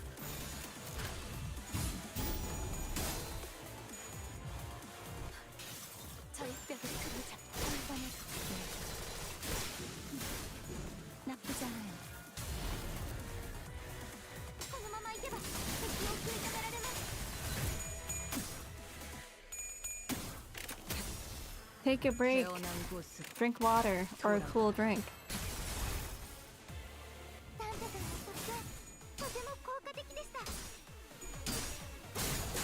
You know, I've seen... Actually, have you guys heard that YouTube plans to, or was kind of secretly, not secretly, but like in the background rolling out 90-second ads?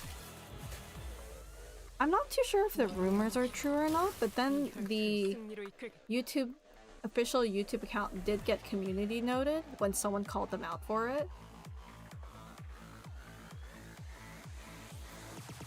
Oh, was it specifically for TV? Okay, I don't watch YouTube on TV, so... That's wild, though. 90 seconds.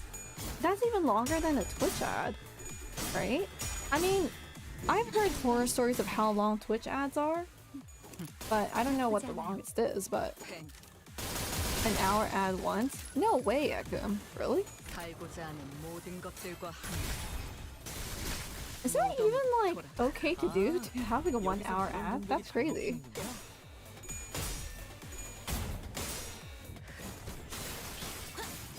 And a cool kind of ad? We play an ad on the side while you can keep watching the stream? Oh! Is that a thing, Nikolai? Interesting.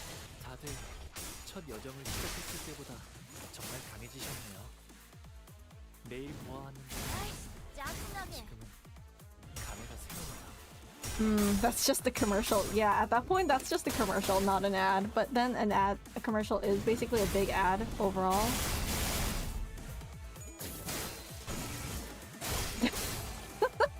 And you couldn't have avoided it. Yeah, that is annoying. Feels bad.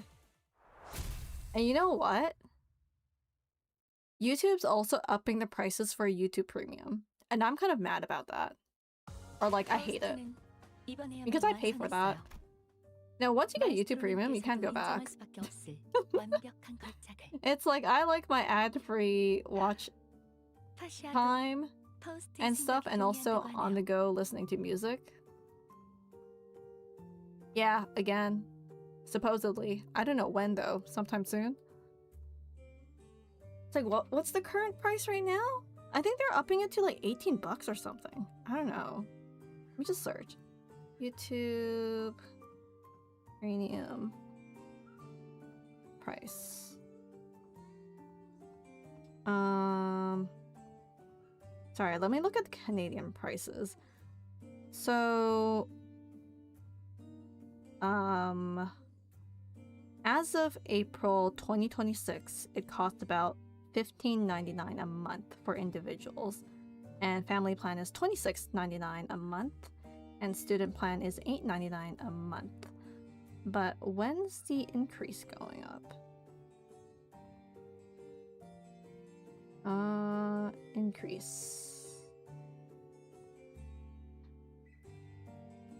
Was it a silent increase? Or was it already increased? Okay, yeah, I think it was $13.99 before, and now it's $15.99. Yeah. So what JK was saying. So it's like, not great.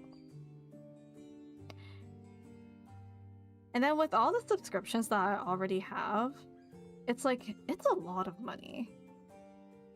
Man, these services.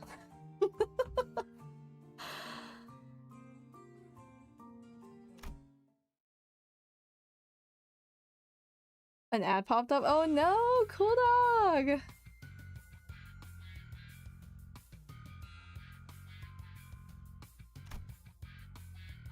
And a lot of companies are moving to like subscription models too. Like look at it. I mean, Adobe's always been in subscription, but Clip Studio Paint in the recent years, they moved to that model. And everyone hated that choice.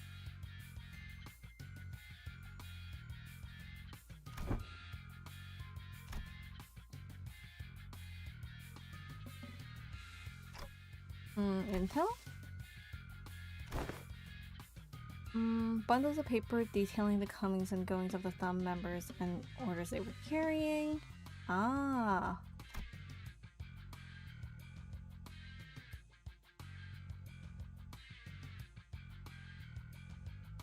One-time purchases are raising prices too because they're all like, at least it's not a subscription. Yeah, definitely that makes sense. But then one-time license fees are kind of like, I'd rather just have the whole thing in one go. I mean, updates are nice, but like, man, because Clip Studio Paint used to be like, you buy like one-time license and that was it for the version.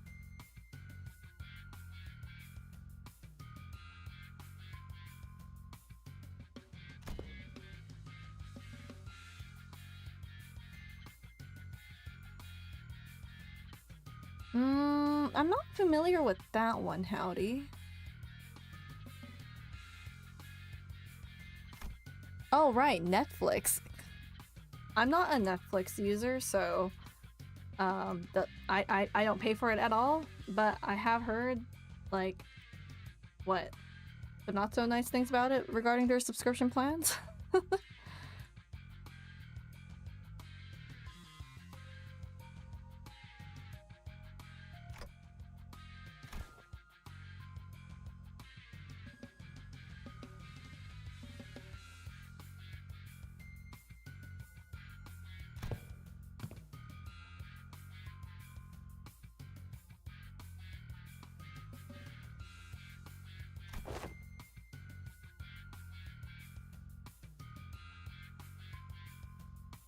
Steam will be forever be nice to you. I mean, Steam just keeps on killing it.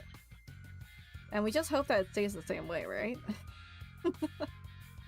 I like to play my games on Steam without any worries. Yeah, the founder, right?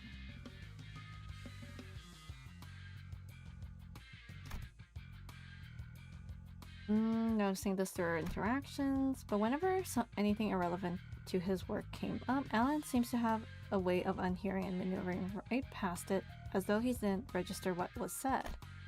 This guy doesn't have a life outside of work, does he?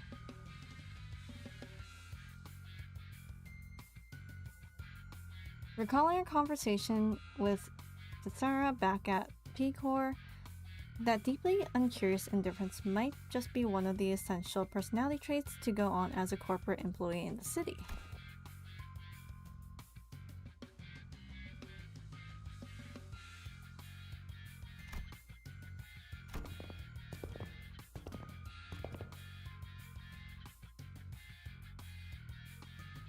I mean, aside from when we were at P-Core, nothing else like was shown afterwards, so we have no idea what they're doing over there. Plus, they have Don Quixote's body, for goodness sake.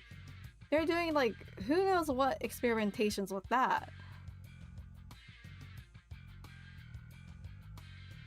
With Alan returning to where the other Wayfarer Company employees were huddled around, we decided to follow the corridor to the left.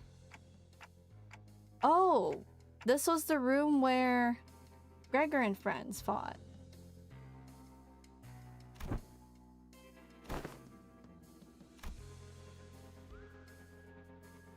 Oh. Detective? Moses, Gregor, and Honolulu respectively? Oh! Gregor! Honolulu! And Moses! The trio's conversation grew clearer the closer I approached them.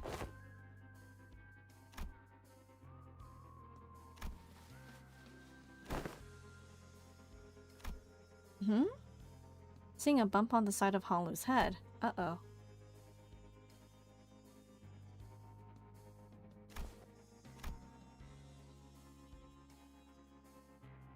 Yeah, Gregor's not okay. Oh no. Uncle!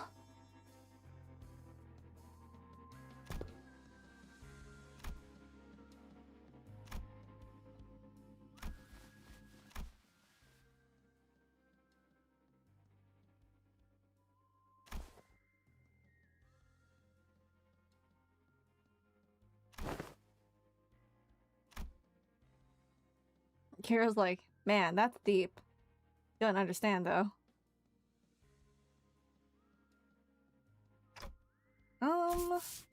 They haven't noticed us yet, so we're fine.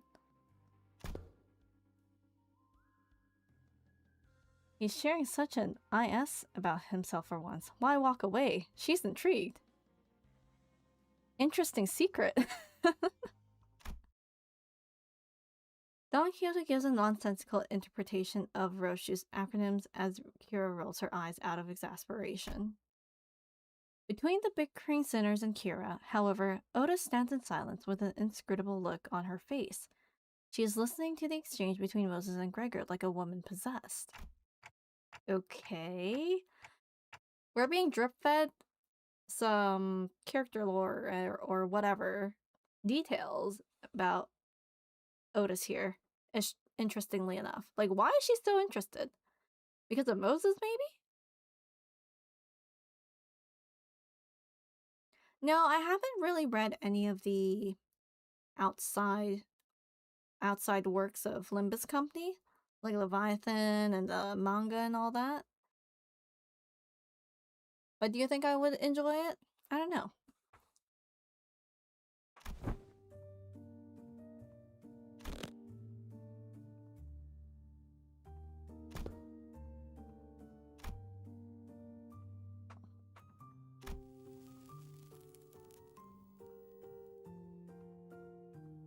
Yeah, I know. They were involved in the, was it first Smoke War or something?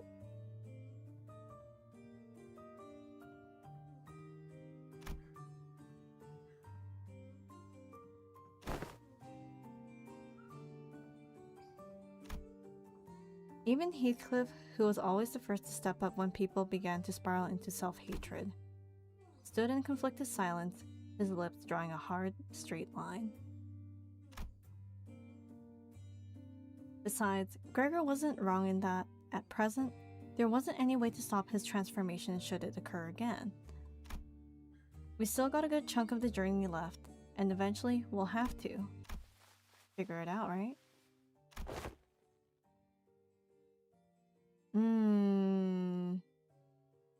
Otis.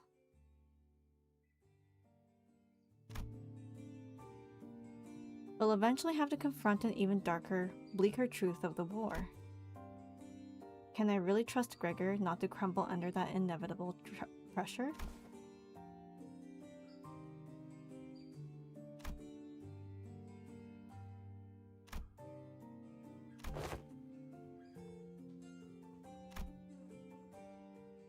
Aw, he thinks of us as his comrades. He doesn't want to hurt us at all.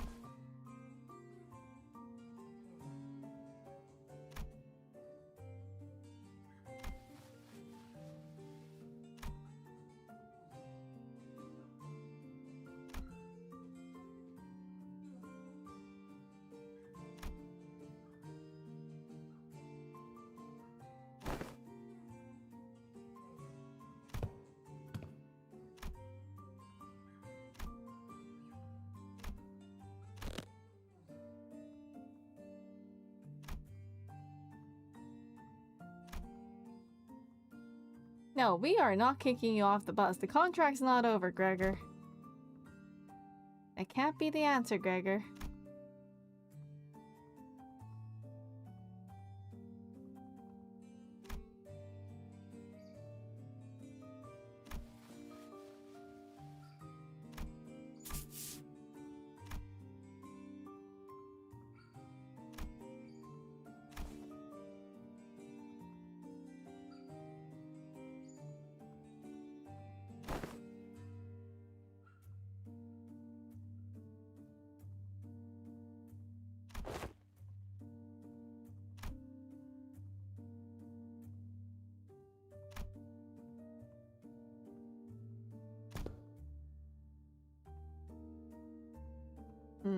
Different experiences, different pains.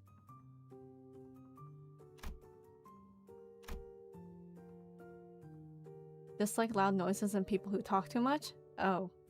Energetic Dawn would be a bad matchup. Oh no. Oh yeah, Ezra's loud.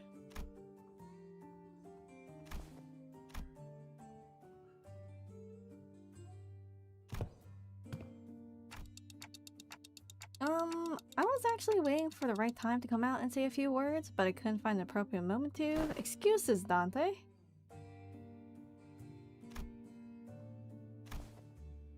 EA. Shoot. What's this one?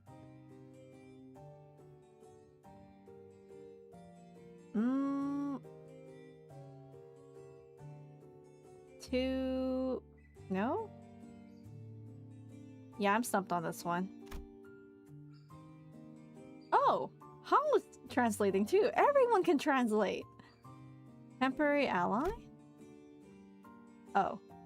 Accompaniment.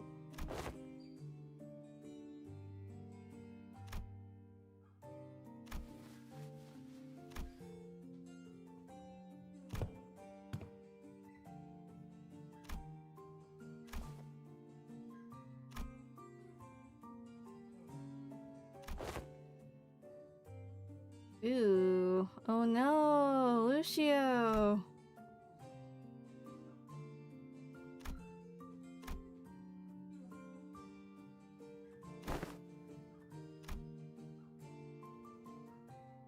You know, we kind of saw in the flavor text that he was considering to betray, like, Valentina. Do you think Ezra called Moses baby girl? Honestly, that could be a headcanon. I could see it.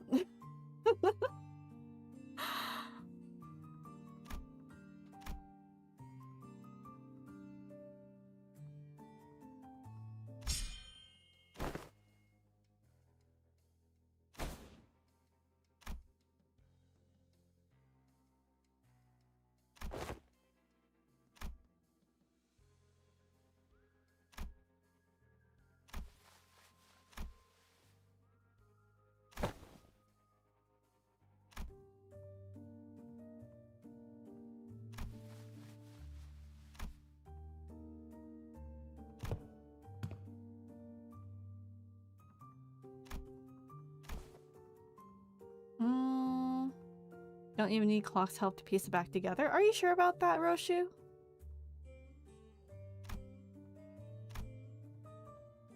Huh. As if the most obvious door that doesn't seem to be unlocked with fancy things over it.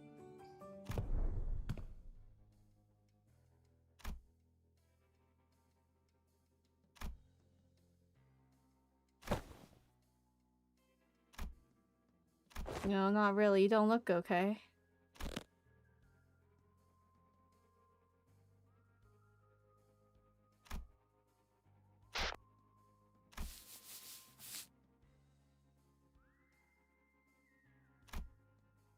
Hmm?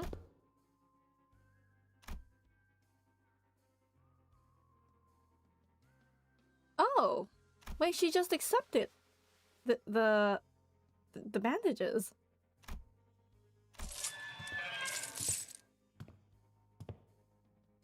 For once, Roshu wasn't beat?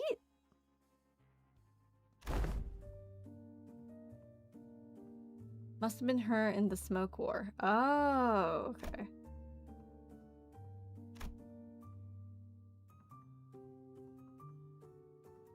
Wow, she had a reason.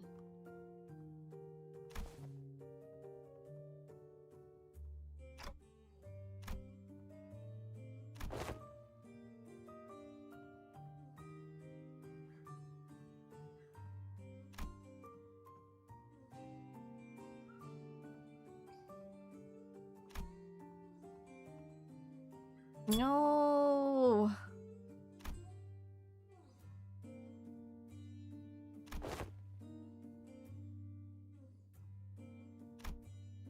I mean, she didn't have, like, the fame and glory of that hero achievement, right? Because she was still in the House of Spiders, which she utterly hated.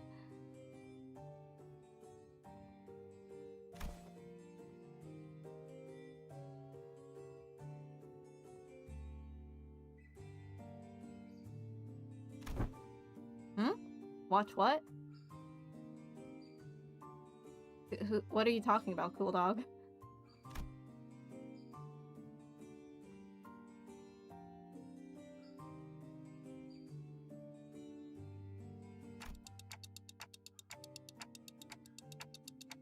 Oh, kicked out fully after that? Hmm.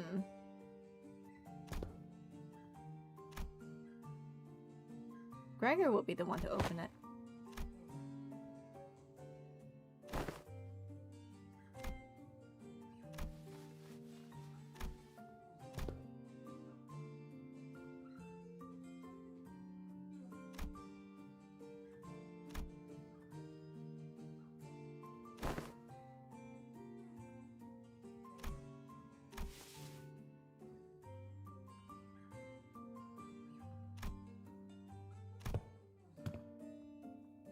Okay, good luck, Gregor, opening the door. Gregor walked up to the door, grabbed its handle, then paused, taking slow, deep breaths. And with one arm, he gently opened the door.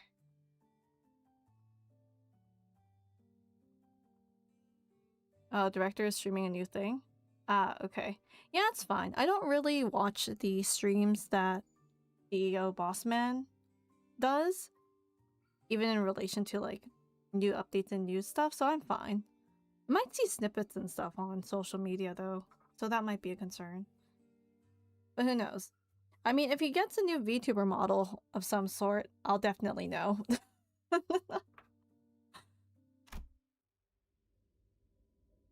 Oh.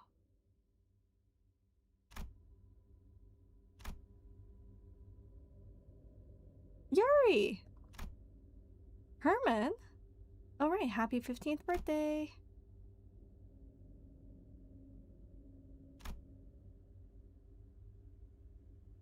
Oh, is it a live cam and not the VTuber model? Okay.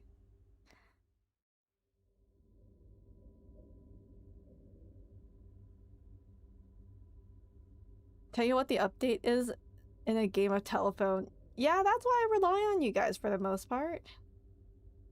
If it's not like the PVs that they release, then anything else outside of that, I wouldn't really know much of.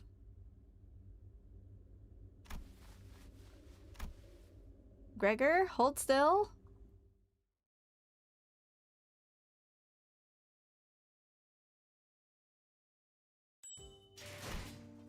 Man, okay, another battle. Let's see, how many rewards do I have? Almost halfway there, so I'm okay. And if I were to farm these stages, like, what would be good for farming? None of these, actually. This only gives like 10. That's terrible. Might as well just do MD. Which, I mean, I think I already have an MD, like, going on right now, right? Yeah, I do. Okay.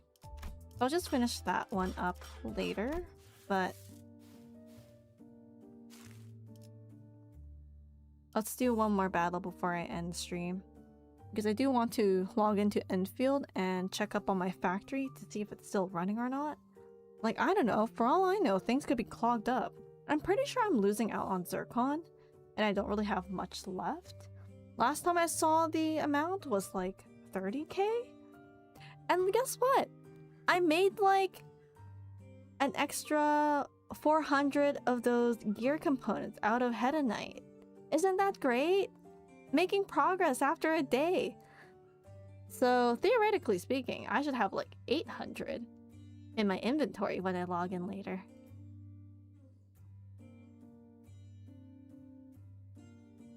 Hello, Frostbite. How are you? Oh, we can use Gregor now. Perfect. Oh, wait. What is this? Oh, fixed. We have to use Gregor in battle. My bad. Okay. We'll just use our usual House of Spider people. We'll just do this. And then you, and then we can get rid of you. Perfect.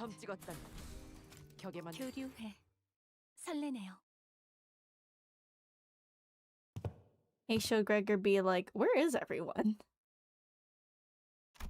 The office. You recognize this place? Oh, last job before Limbus company.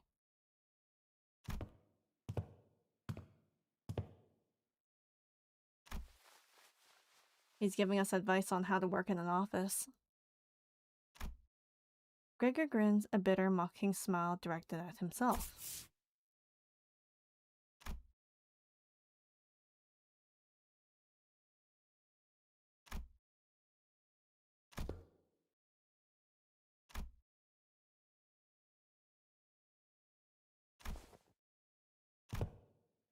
Hmm?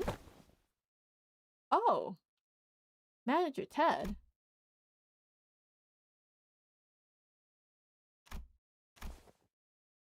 Oh, they're happy to see them.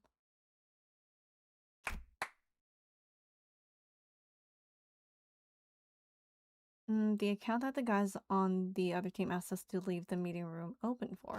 What? Did Limbus Company already pull some strings over here?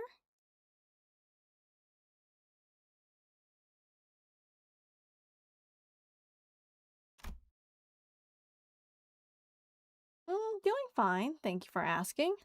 Though it's a bit toasty right now, but it's okay, I'm managing.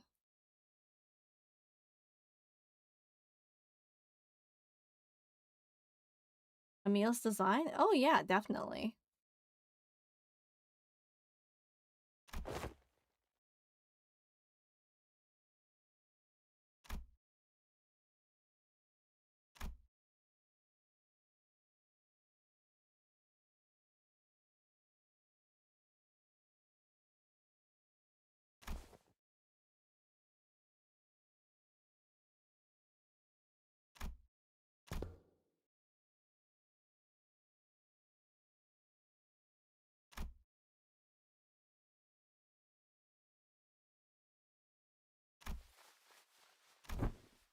You know, Ted seems like a genuinely nice guy.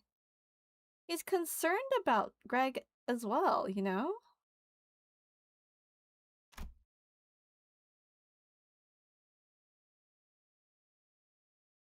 No, there's no music for this section here. I don't hear anything at all. Unless my game glitched and there's supposed to be music.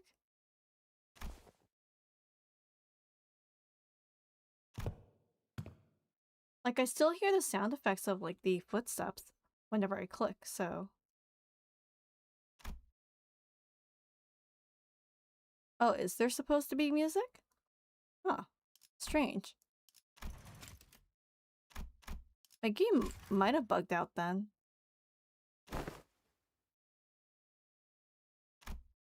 It's okay, we can live without music.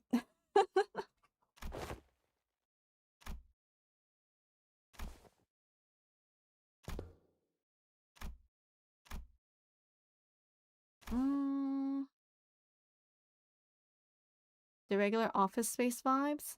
Yeah.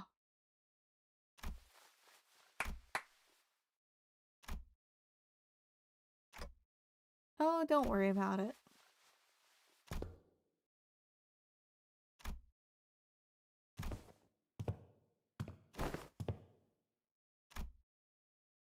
The man who seemed like Gregor's former coworker hurried away, but he didn't forget to wave us a good-natured goodbye.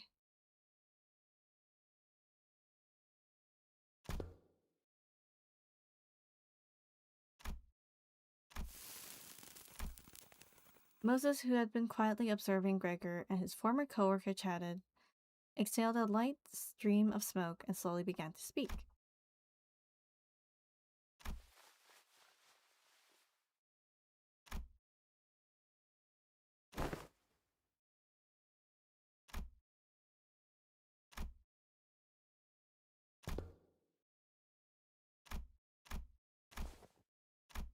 You know, there is a battle node here, so I'm wondering if we're just straight up brawling in the office.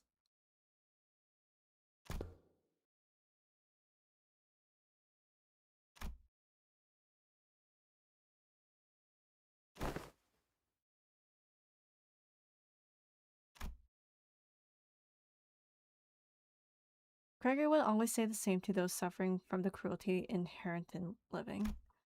Still, live on, just live on. Yet even his lips spoke those words, his eyes would take on a desperate, unfocused look. shaded beneath despair.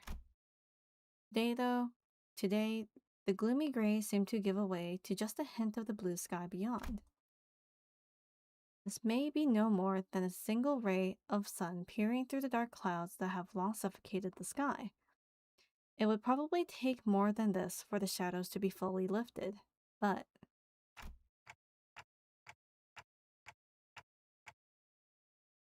Don't worry, I'll be fine. It's a big step forward for him to have addressed even a little of that persistent anxiety of his past. And we're out! The door! I guess we're not brawling in the office, I guess. Wait, I don't even think she followed us through the door. Oh, were you here the entire time? Oh, okay. Good call, Otis. Never mind, there was something there. The quarter's not a place for newbies to be roaming around on their own.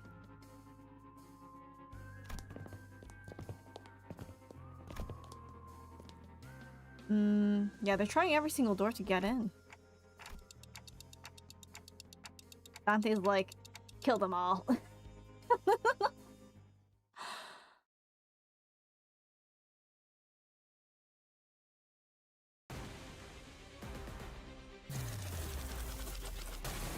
Okay, I mean, shouldn't be too bad. So the only person that isn't... Oh, only people that aren't with us are Radia and Yi-san, which I'm assuming they'll join us at the very end of this intervallo.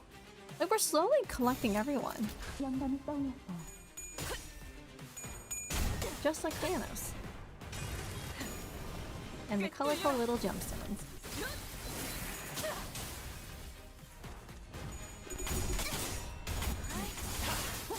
Oh right, and Sinclair and Frenchman. Right. I mean, I guess since they were on my team, I didn't really remember.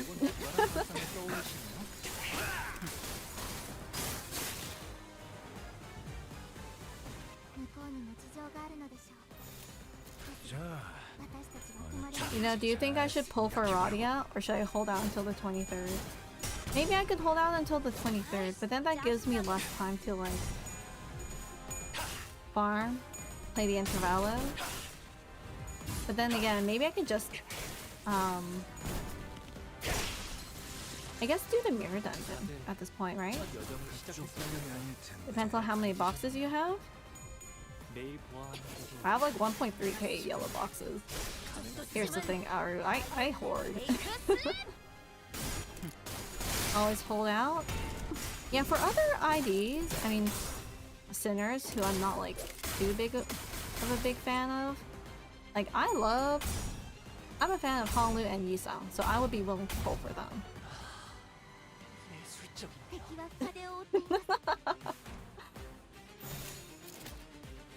Only for those two I would pull. Also, for the sake of pulling.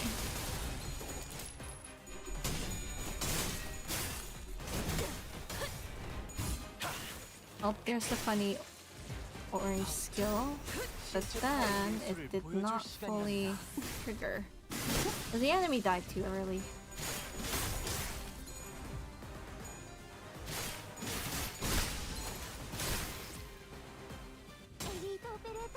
Yeah, anyway, every season I have, by the end of it, I have at least like 1k plus yellow boxes that I don't use, and they get halved next season, and then I just like save up again. While trying to get Kira announcer and failed. Oh no! Announcers are kind of hard to get, aren't they? Yeah.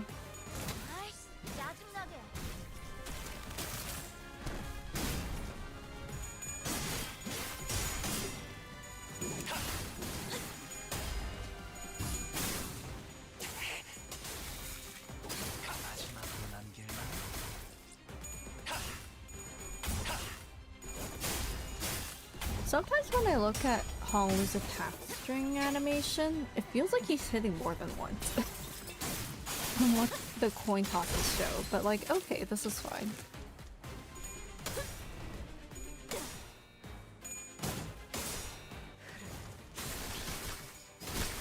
You're trying to get Radia ID and you got Kira announcer instead? Well.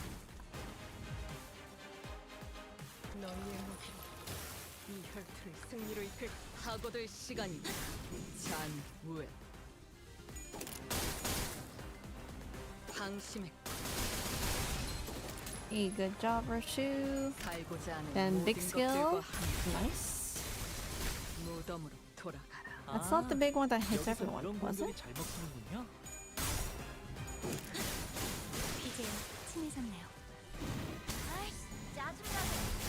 Do you think you'll have enough for the next banner that you would be pulling on? Or like wall PP, I guess? Or do you think you're close? When is the next wall PP, guys? Assuming you all know the roadmap, because they sometimes display that. 150 pulls? Oh, that's not too bad, right?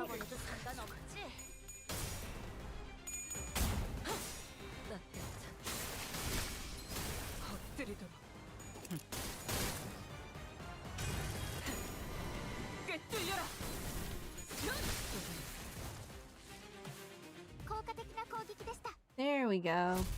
It's all done.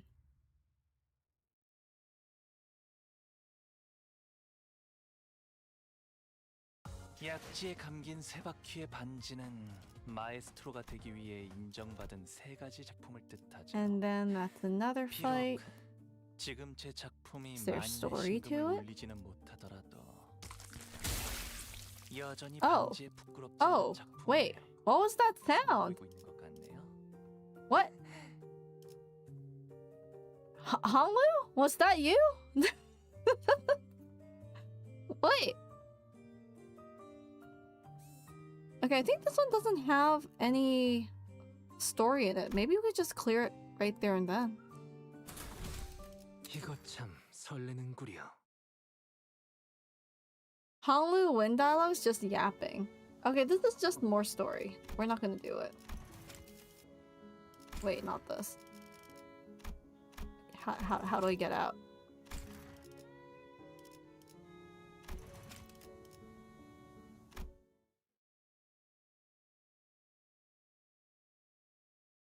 Okay, I did say like one more fight, and then I'd be done. I don't want to do this fight. We can continue next round. And also, that was a bit of spoilers. I saw index enemies there. Oops, I guess we're up against them instead of the ring faction. Anyway, I think this is a good place to stop. But then again, looking here, it kind of looks like I'm not even close to finishing this Intervallo at all. But hey, who knows? Maybe I'll be able to finish next stream. So maybe I can play tomorrow or no. Arknight's new events come out tomorrow. And then I don't know when that Endfield event is going to come out. If not Wednesday, then maybe we can continue Wednesday. Or we continue like Friday or something. We'll see. But yeah, now I'm gonna go off and do my Endfield dailies. And check up on my spaghetti factory. And hopefully things are working well. And then maybe I'll shut off some lines just to like create more zircon while I'm at it. Anyway, take care guys, good night, and thanks for watching. I hope to see you on the next Intervallo 9.5 stream. And you will see my reaction to it. Honestly, so far, pretty good. Interesting. I like it. So, yeah. So take care guys, and I'll see you tomorrow if you're interested in Arknights. Imagine if the event stages don't even come out tomorrow and it's like Wednesday, then maybe you won't see me streaming? I don't know. Anyway, bye! Good night!